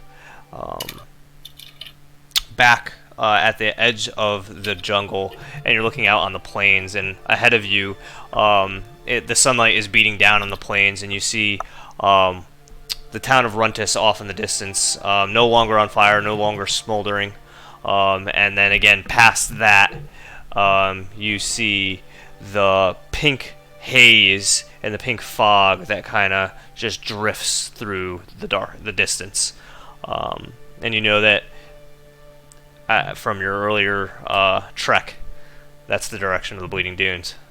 You're gonna continue. Hell yeah. Do we need to stop and sleep, or are we fine? to keep It's going? midday. It's midday, It's sorry. about like 3 or 4 o'clock at this point. You guys left the village around Yeah, let's 9 or keep 10. moving. Should we scout out Runtus? I think it's abandoned. Maybe we can see if there are any supplies.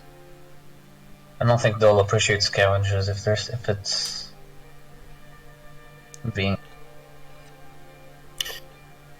How Which at about this we point should we be. check, but we don't disturb others if they're there.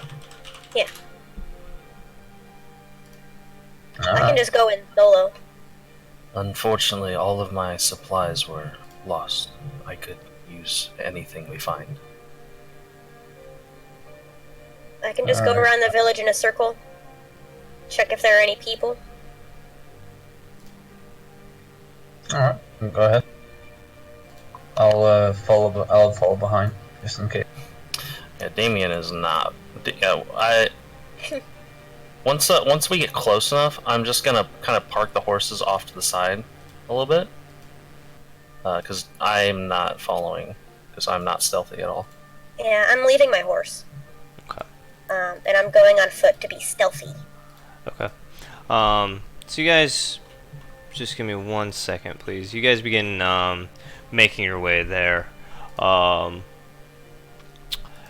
you're kind of walking through the plains, and Abot, kind of as you're walking, you remember the voice, kind of, and how it echoed through your mind the first time you came in contact with the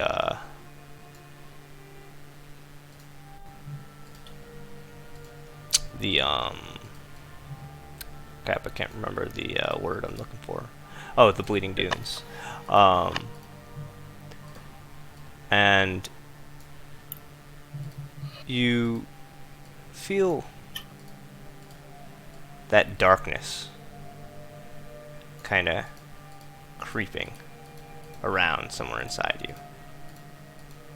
Are you acknowledging it, or are you kind of He's ignoring it watching as it the... passively.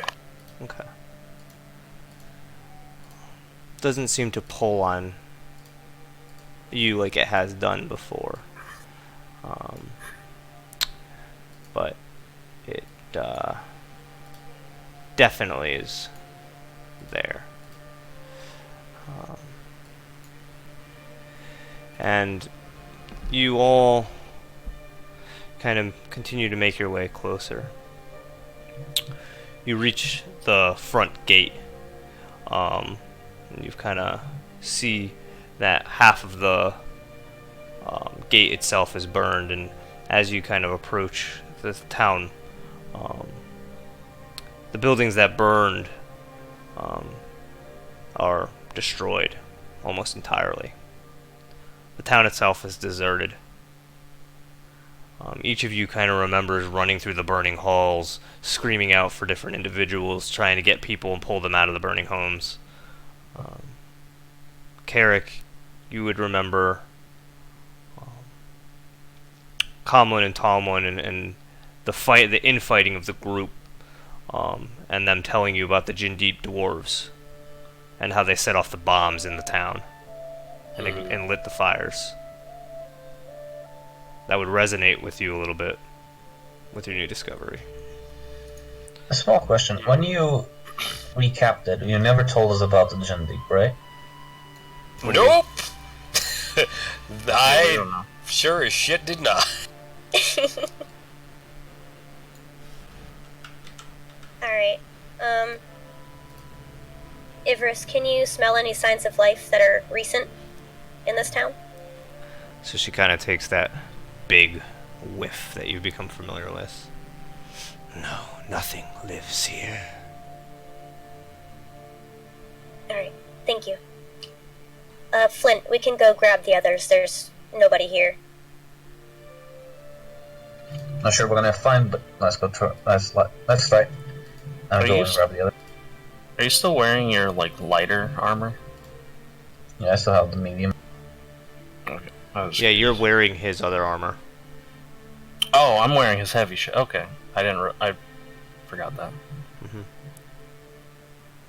So yeah, I go get the other one so we can go scavenge. There were a couple of buildings that didn't burn, so they might still have stuff in them. Oh, we can definitely look. Yeah, wasn't there like a brick building, Frank? There were was a like a few brick main- buildings. As you guys kind of walk into the town, you see that even the buildings that didn't burn seem to have been demolished. Almost every building is in ruins. I wonder if that's from the Shalinstians looking for the key. It's quite likely.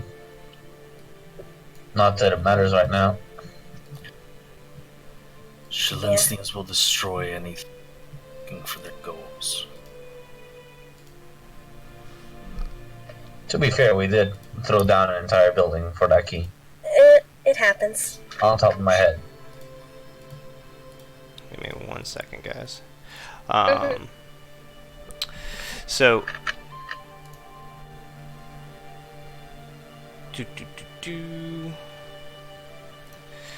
you would kind of recognize each of the different buildings and where they stood based on the kind of the remaining foundation. You all right there, bud? Sorry. You good? Sorry. I'm good. I'm sorry. I thought I was muted. I'm sorry. That greatsword picture taking it out of you? Sorry. I muted myself. I thought I muted myself. Sorry. Where is it? Why is it not showing up? Hold on. It's not. What I want isn't showing up. Oh, I need to remove the When dagger. when Welcome the to city is so my burned life. down, that is- While we're waiting for him to hold that up, did you actually give me the sword yet? I don't know. It's done. It's in limbo. He's just drawing a picture. Alright, well, I'm removing the flail, and until you say that I have it, I have The a sword dagger. is solidified and it's kind of in the wagon. He hasn't handed it to you yet. Okay, well, I'm rocking a dagger, boys. There's nothing in the town. That's good. Could be If there's- monsters. Ivris said she couldn't smell anything. There could be undead monsters. There could be rock monsters. I would love some undead. I can't channel divinity then. Because I used it to make the fucking sword. No, I'm kidding. I love making swords. I mean, honestly, that ability to be like, oh, you need a weapon? Here you go. It's pretty dope. Hmm. Okay. So you guys kind of make your way into the village. You see the burnt out fields and the haystacks, and you see all the buildings have just been destroyed. Some of them very clearly burned down. Some of them it looks like they were just literally taking sledgehammers, taking them and just knocked down until they were completely demolished. There are no signs of life. The snow has melted. You remember the last time you were here, there was snow everywhere. Okay. It seems I'm gonna that head over to the farm area. there's one other thing. You remember that last you were here, there were lakes in different parts of the town. They seem to be filled in. One of those right here. I remember. Okay. Well, this is miserable. I wonder if the villagers just never made it back, or if they went to live somewhere else. Mm-hmm. Who's to say? I wonder why there wasn't any kind of attempt at revealing at all. Perhaps there will be in the future. I mean, the lakes are being filled in. That's fair. The buildings that were still up were teared down. Fill them up. I think it was probably from when they were looking for the key that we took. And then the villagers decided it wasn't worth it to rebuild the entire town. Alright. Oh, shall we scavenge? Yeah. I'm gonna head over to the farm area. Before we split up, if you find any clothes or anything useful that I could use, please bring it back. This armor's chafing miserable. Alright. I'll I keep was an eye hoping out. that your weird skin would help you with that, but I assume not. Well, my Man, clothes you burned can't away. just tell people they have weird skin. Yeah, Flint did. Okay. Unfortunately, my skin is not as thick as yours, dwarf. I apologize. I give him a wink to show that it's in good fun.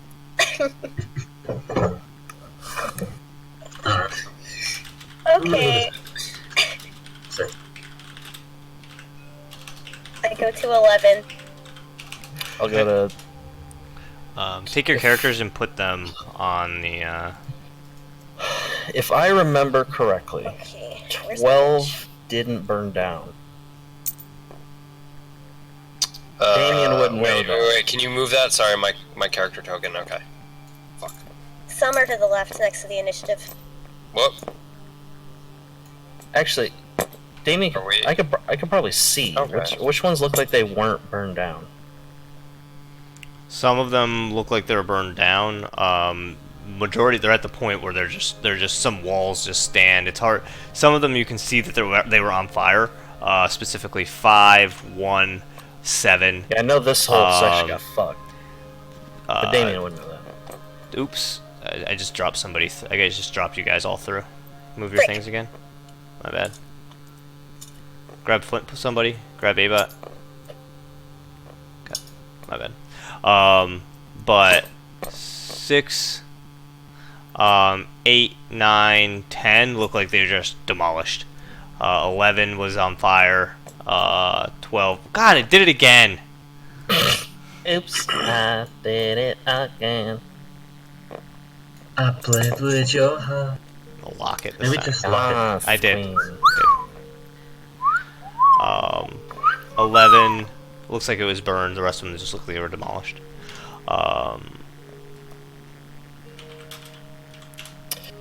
Yeah, I'm just lifting rubble out of the way, trying to find like cabinets and all kinds of shit like that. Okay. So I'll start with Kira and Ibris. You go into the farmhouse and it's completely burned down. You get to you get up there and it's literally just the base foundation and a little bit of wall sticking out. It seems that anything that would have been left behind here has already been looted. There's literally nothing in those walls. Okay.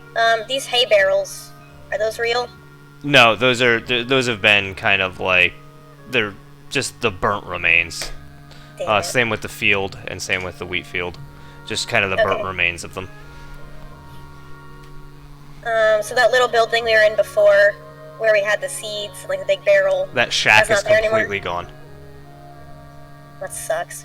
And the barrels that were next to it are completely gone. Okay. Do I see the remains of the old stable? Wasn't that around here? That is the 11. That's the stable. Okay, because there was another building, like, yeah, here, I think. That was the shack. That was the shack, completely gone. I see. Okay, well, that... worthless. Yeah. I will leave.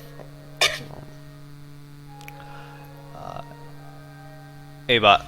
Roll me an investigation check on number 12, please. Okie dokie. I've been bamboozled. Jotunheim, that's a +8, so 22. Fucking hell. So as you walk in, that knowledge cleric. there's a couple things that remain. It looks to be like you step in, and a lot of the house is just, the walls are just completely torn apart, knocked down. One of the walls just is kind of still half standing. It's about half your height. There's a hole in the bottom of it. It looks like somebody took like a sledgehammer to it, hit it, and didn't knock down, and they just moved on. The rest of the walls look like they burnt, like this building was on fire. But you don't recall this one being one of the ones that were on fire when you guys were here. You walk into an area that looks like it could have been a kitchen, and there's a cabinet, and you're able to you find some silverware in one of the drawers. It's just like a fork and a knife, maybe worth a couple silver if you were to take them. Okay! boys. What did you find? Silverware? Alright, yeah. Ava's just mulling over the wreckage. Okay. Gonna go over to the rest of the party. Damien, roll me an investigation check on number 10, please. You know what's funny? Damien's actually smarter than Gil. Oh wait, wrong dice. Hold up. Carrick, where are you? Are you just hanging out in the field? Let's get some magic items, boys. So you said the haystacks are not there. All of this is just burnt and ruined. Oh, well then I would not be there. I'm Yeah, I going know. to position myself. Yeah. 10 plus 0. Perfectly average. 10 plus 0. So you kind of go through and you kind of kick some stones around and lift some things up. Nothing really useful. It's just rubble of a building that was been destroyed. You can tell, though, you're familiar with Shalinstian demolishing tactics, and you know that what they would do is go into a town after it has been relieved of its denizens, would be the proper term.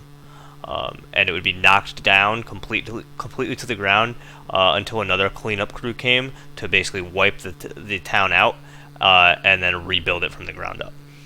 So we're at the in-between then. That sounds right? Presumably. Alright, yeah, that's good to know. No. You would instantly recognize the way that this building has been deconstructed and knocked down. That it's fairly carefree. The tool marks on it you're familiar with, sledgehammers and like shovels, just to knock out the foundation and let the buildings fall in on themselves. Alright, so you said I'm familiar with, like, I have an understanding of that. Would I know how long the second crew usually takes? Like, is it usually set? Is it super, like, varied? It's typically varied. From your experience when you were on one of these demolition crews. The cleanup crew arrived about a week later. Oh. Yeah, I stop looking and I go and just whoever I find, I just give this information to and be like, and I just say, another crew will be here to clean this up. To just whoever I come across. So, like, I know Abot and Kira are nearby, so I assume I would find them. Okay.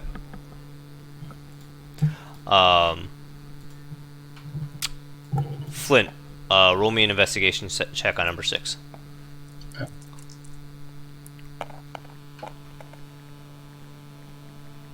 Alright, 13 plus, I believe. Let me see if I have things. I do not, so that is a 16. So as you kind of walk into the ruins of this building, you see that it looked to have. You see like rows and rows and rows of pews, and then a podium at the front.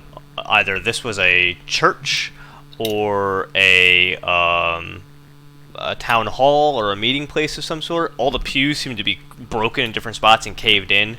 They didn't even bother removing them. Whoever did this, the podium itself is cracked and toppled over.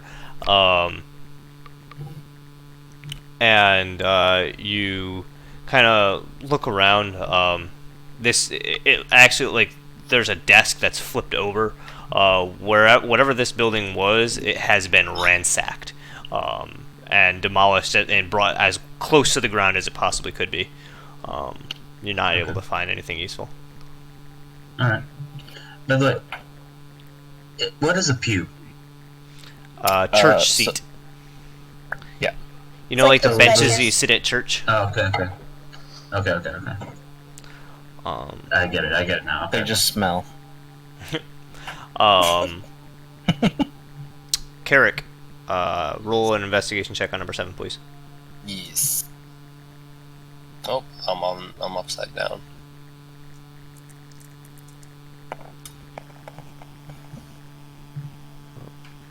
So you kind of walk into I have a these ruins, -1. and you see that this is a little bit different than the rest. This building seems to have been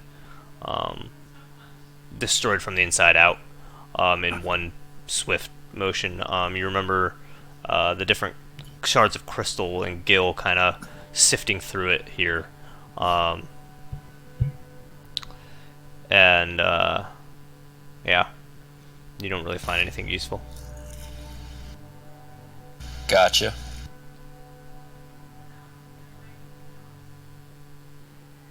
What are you guys doing? Oh, sorry, I said gotcha. Yeah.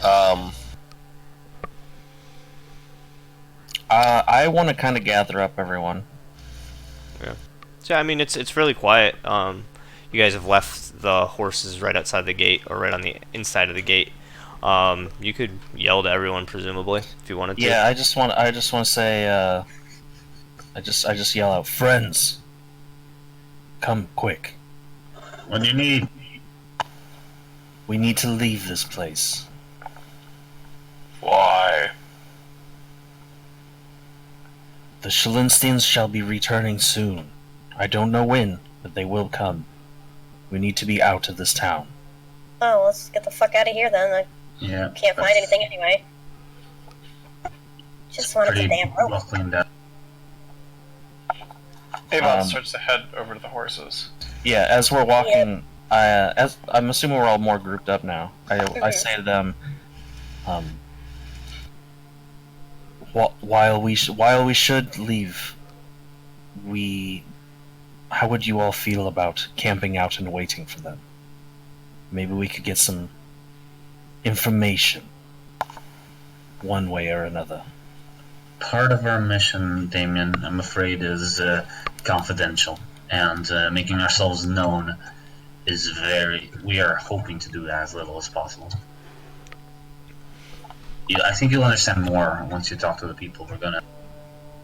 Yeah, no, Focus more on espionage rather than killing every single group we come upon. While I would enjoy to stay and watch, I feel that we should be going. The risk is not worth the minimal information that we could gather. We Yeah, need to Damien- find our 2 other allies. As Damien well. just kind of nods his head, and because while Damien would love to go squish some heads, he agrees. He's got his end game that he cares more about.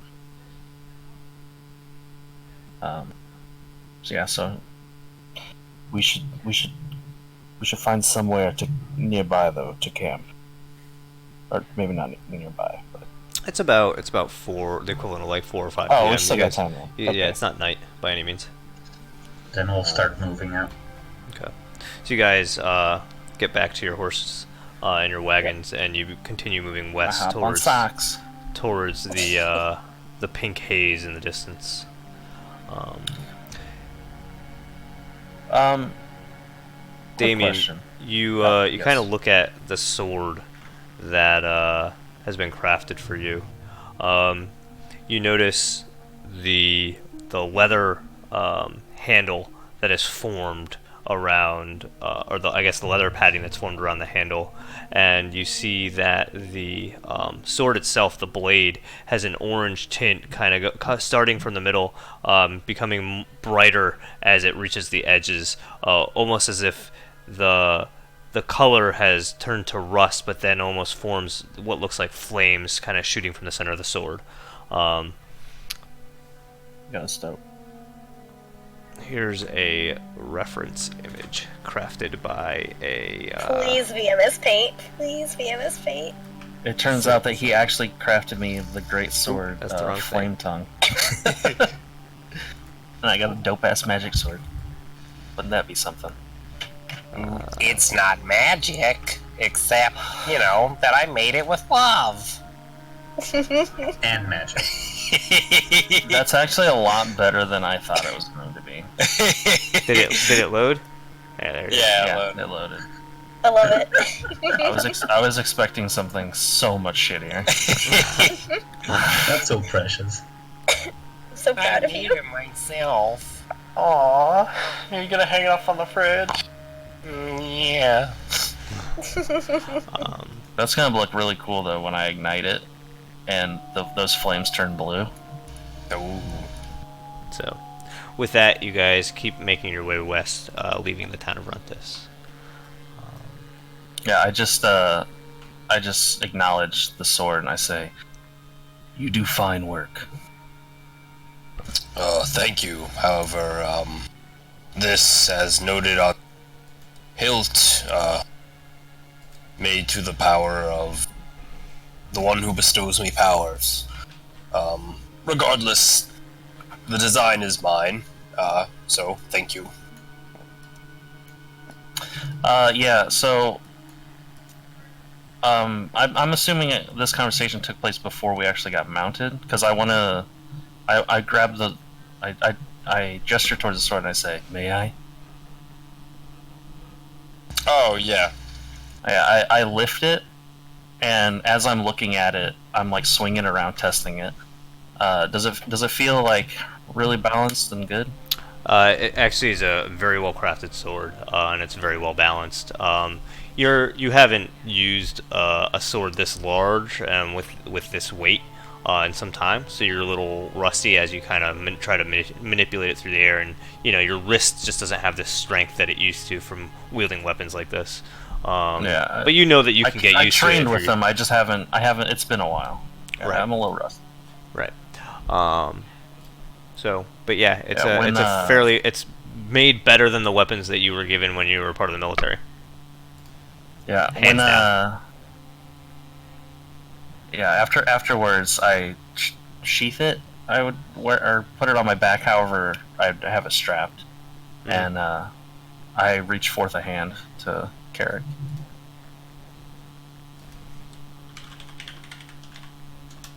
Wait, sorry, what? You reach forth a hand? Yeah, To to give you a shake, handshake? Oh, to shake yes, your hand. I shake your hand back. You dork. I give you a nod and I just say thank you. And then I mount up. I'm gonna get in the wagon with A-Bot. Okay. So you guys kind of mount up, and you continue on your way through the plains towards the Bleeding Dunes. You guys doing anything, or are you just gonna travel? Other Hey, than but- the alert, Oh, sorry, continue. Okay. Oh, is that it, right, boss? I thought you were saying something. I said other than the alert. Oh. When Kira hops in the wagon, Abot's going to speak up. It has been a while since I initially requested it, but I was curious if the offer to be taught map making was still available. Yeah, sure. I was planning on making a copy of the map that we found in List's journal, so I can use that as a teaching opportunity if you want. That would be wonderful. Abot pulls out the journal and tries to get some supplies together. Yeah, so Kira would have the supplies she needs in order to kind of draw a rough, like a black and white version of Commander List's map. And so, Kira, you would know that to copy this map to kind of be as precise as it is would take you probably another like 2 or 3 hours. If you were Okay. to do like a rough, you could probably rough sketch it out in 45 minutes, but it wouldn't have any of the level of detail. I'll just get it started and then I'll finish it when we camp for the night. Okay. All right. Looking at, like, giving this a closer look, I haven't really had a chance to examine it closely. Is there any kind of legend on it that I can find? The only legend is the marker for distance, which is the distance itself. Like the units are unlabeled, but there is no other legend. It's just everything seems to be labeled as is, and the things that aren't labeled, there is no legend for. Alright. I'll just start sketching it out and explain it to Abot as I go while we travel. Okay. So two of you begin to work on the map and talk about different techniques in drawing and artistry in general. Flint, Carrick, Damien, what are you guys doing as you continue to ride along on horseback towards the floating pink haze? I say out loud, not to anyone in particular, but I say, as much as I've trained in the past, I'm a little rusty with this kind of weapon. When we camp for the night, would anyone be willing to spar with? You got yourself a deal. I give you a smirk and a nod. This would be interesting to observe.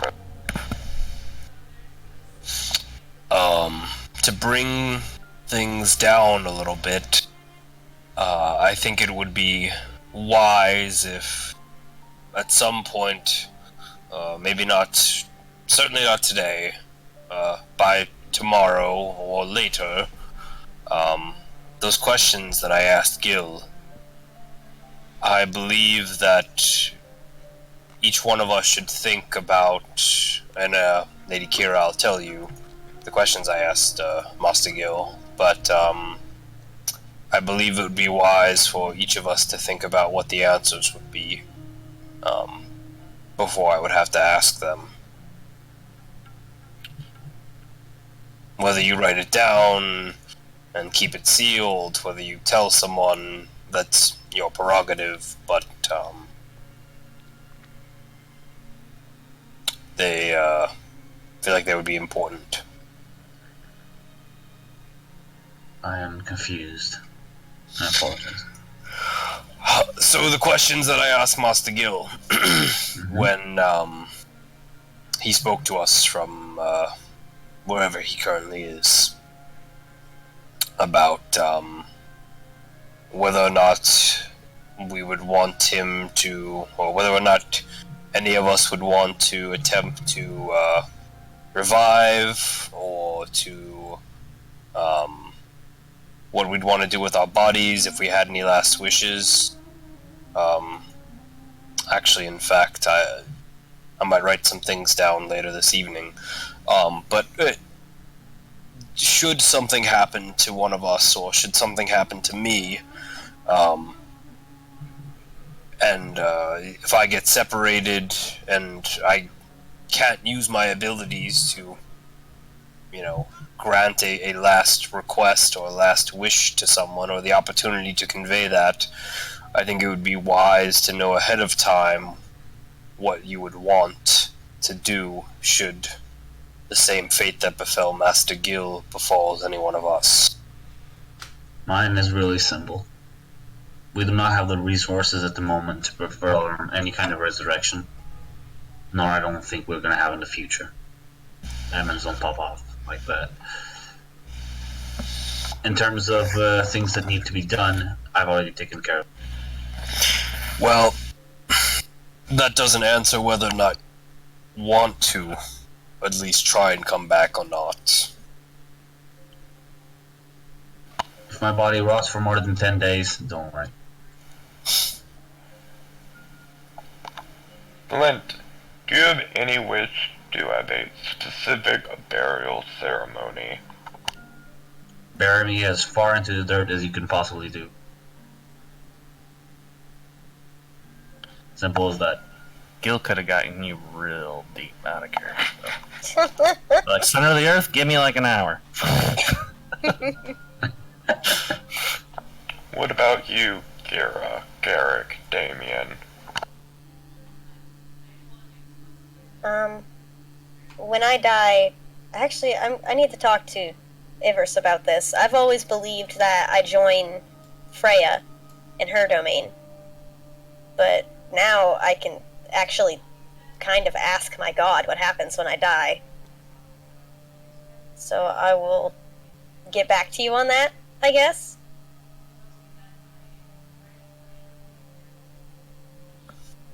As for me, fear not about what happens. I have much time before I need to worry about that.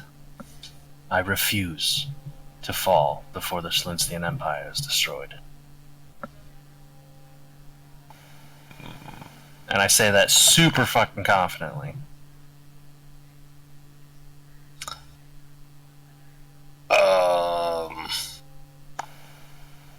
What of you, Garrick?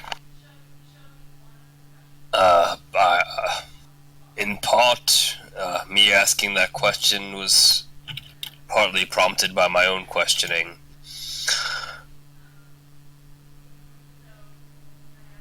I don't know right now.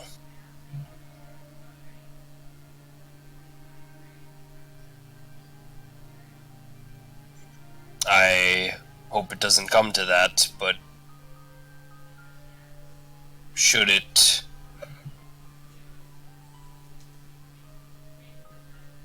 Pains me I that don't one know. so young is questioning himself about death too much. So much, not too much. Well, we are enemies in a strange land with not much support, militarily, economically, or any you can really think of. I suppose spiritually, we've got a decent amount there. I did not say that you were wrong to do so. I said that it pains me. Oh, pain's a part of life. I'm used to that.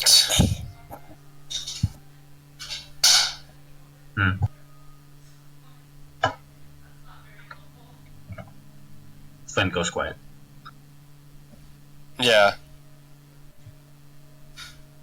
I'll get back to you, Master Bob.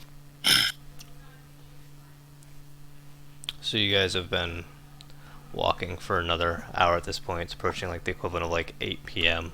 The moon is up, and you can see that this is a full moon tonight. And you guys are still in the plains, but the grass is now beginning to give way, and sand is starting to come in, intermingling with the grass as it thins. The haze has become thicker, and you can see it clearly that it stretches from the ground up high into the sky. Almost a wall of it before you, kind of obscuring your view out into the distance. Are you guys going to keep moving or set camp here for the night? I think we should set camp before we fully enter the desert. Seems good. So I need to I hunt for us agree. anyway. Not gonna find much in the desert. Also, well, another thing to note, I can literally make food and water for us, for all of us. However, it would be one of my more powerful magics. I'll make sure that it's prepared for tomorrow. However, I obviously would prefer not to use it, unless we really needed to. Just keep it as emergencies. And then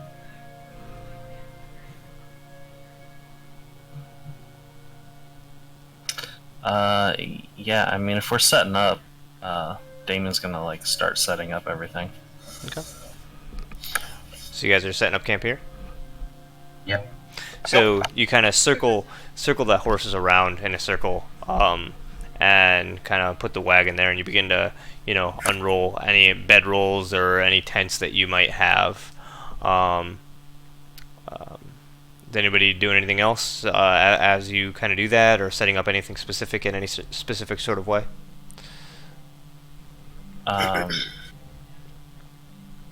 Yeah, I'll just say to Kira, I say, if you would like, I'll set up your area if you want to go find us food. Sure. And another thing, Frank, they got Gil's backpack. You said, right? They did, yes.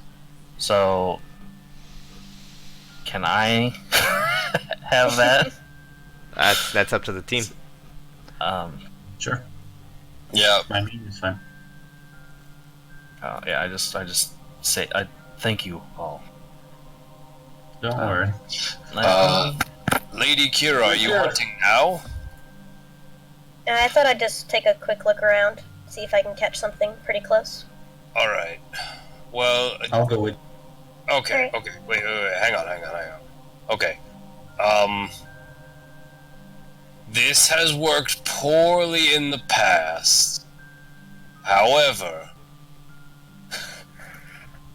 I've done this for Master Abot before, prior to the whole Hypno Frog episode. Do you want to give guidance? No, I want to give something a bit more powerful.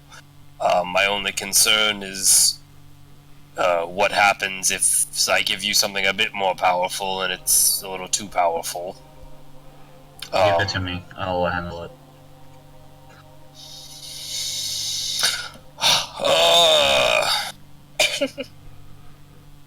You sure? I am fully sure. Plus, I'm still missing a lot of memories. I wouldn't mind recovering. Okay. So I put my hand on Flint's shoulder, and I say inaudibly, fingers crossed, and I cast Enhance Ability on him.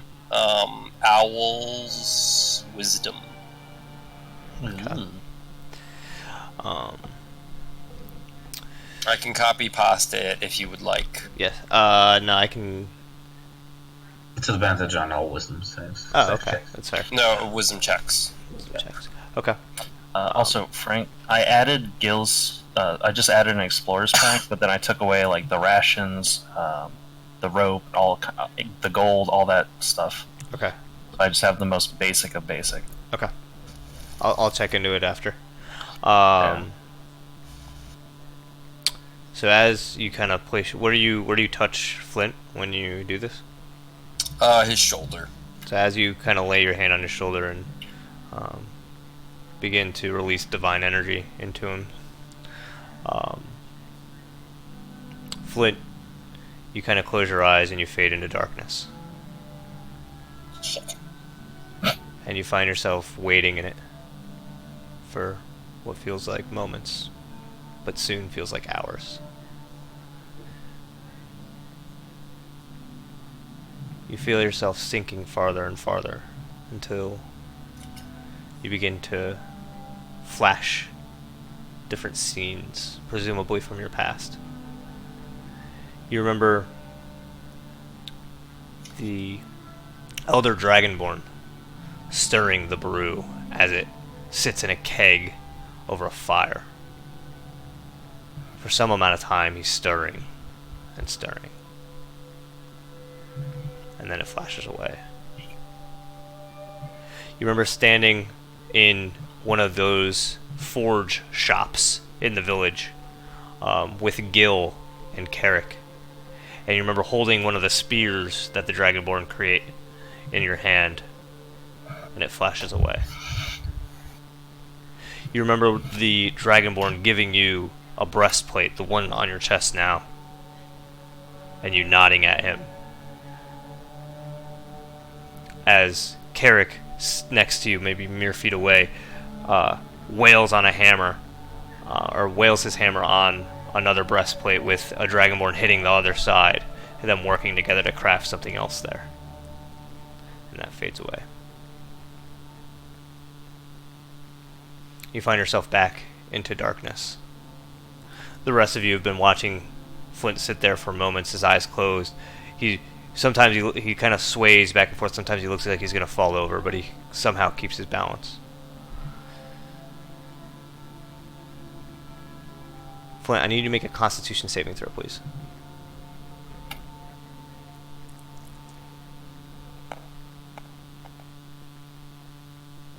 $16.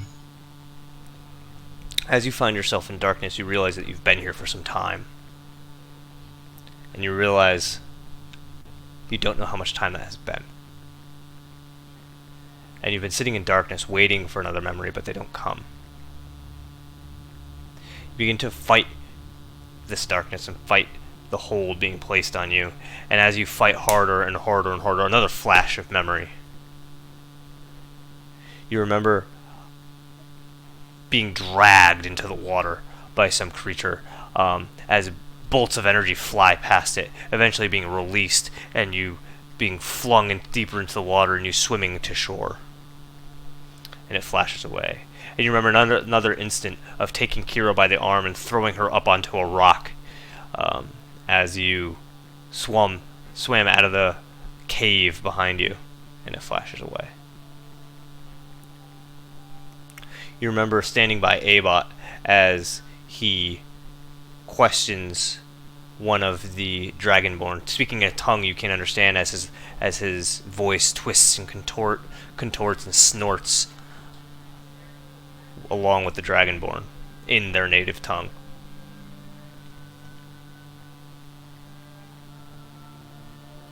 You start again to feel that darkness creeping in. You begin to pull yourself, trying to fight through it. And eventually, you open your eyes and you realize you're no longer in a memory. You see your friends all standing there staring at you. He was gone. Right. He was in that state for about 15 minutes.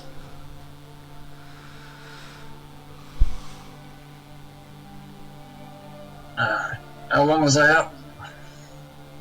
Like 15 minutes. Are you okay? I'm fine. Let's go. Okay. Well, I admire the tenacity. I would like an explanation as to what happened within those 15 minutes. I assume we do. Yeah. It's more memories, things that happened. Nothing too serious from what I can recall. I see. You know, I don't know if this is like something that we kind of need to, just work out through exposure or what the situation is, but I don't know. I don't know if maybe we should all, before we go to bed, we all just sit around and I keep casting guidance on people and see what happens. That would be... One at a time. Well, it's I would risky. not like us to lose an entire night of sleep. Well, it's risky, but I mean, we've had successful uses of some of these spells before. I mean, I don't want us to be in a situation where I could use it, but then, like what happened in the cave, somebody passes out. Well, thankfully, Lady Kira passed out right before the cave, but still.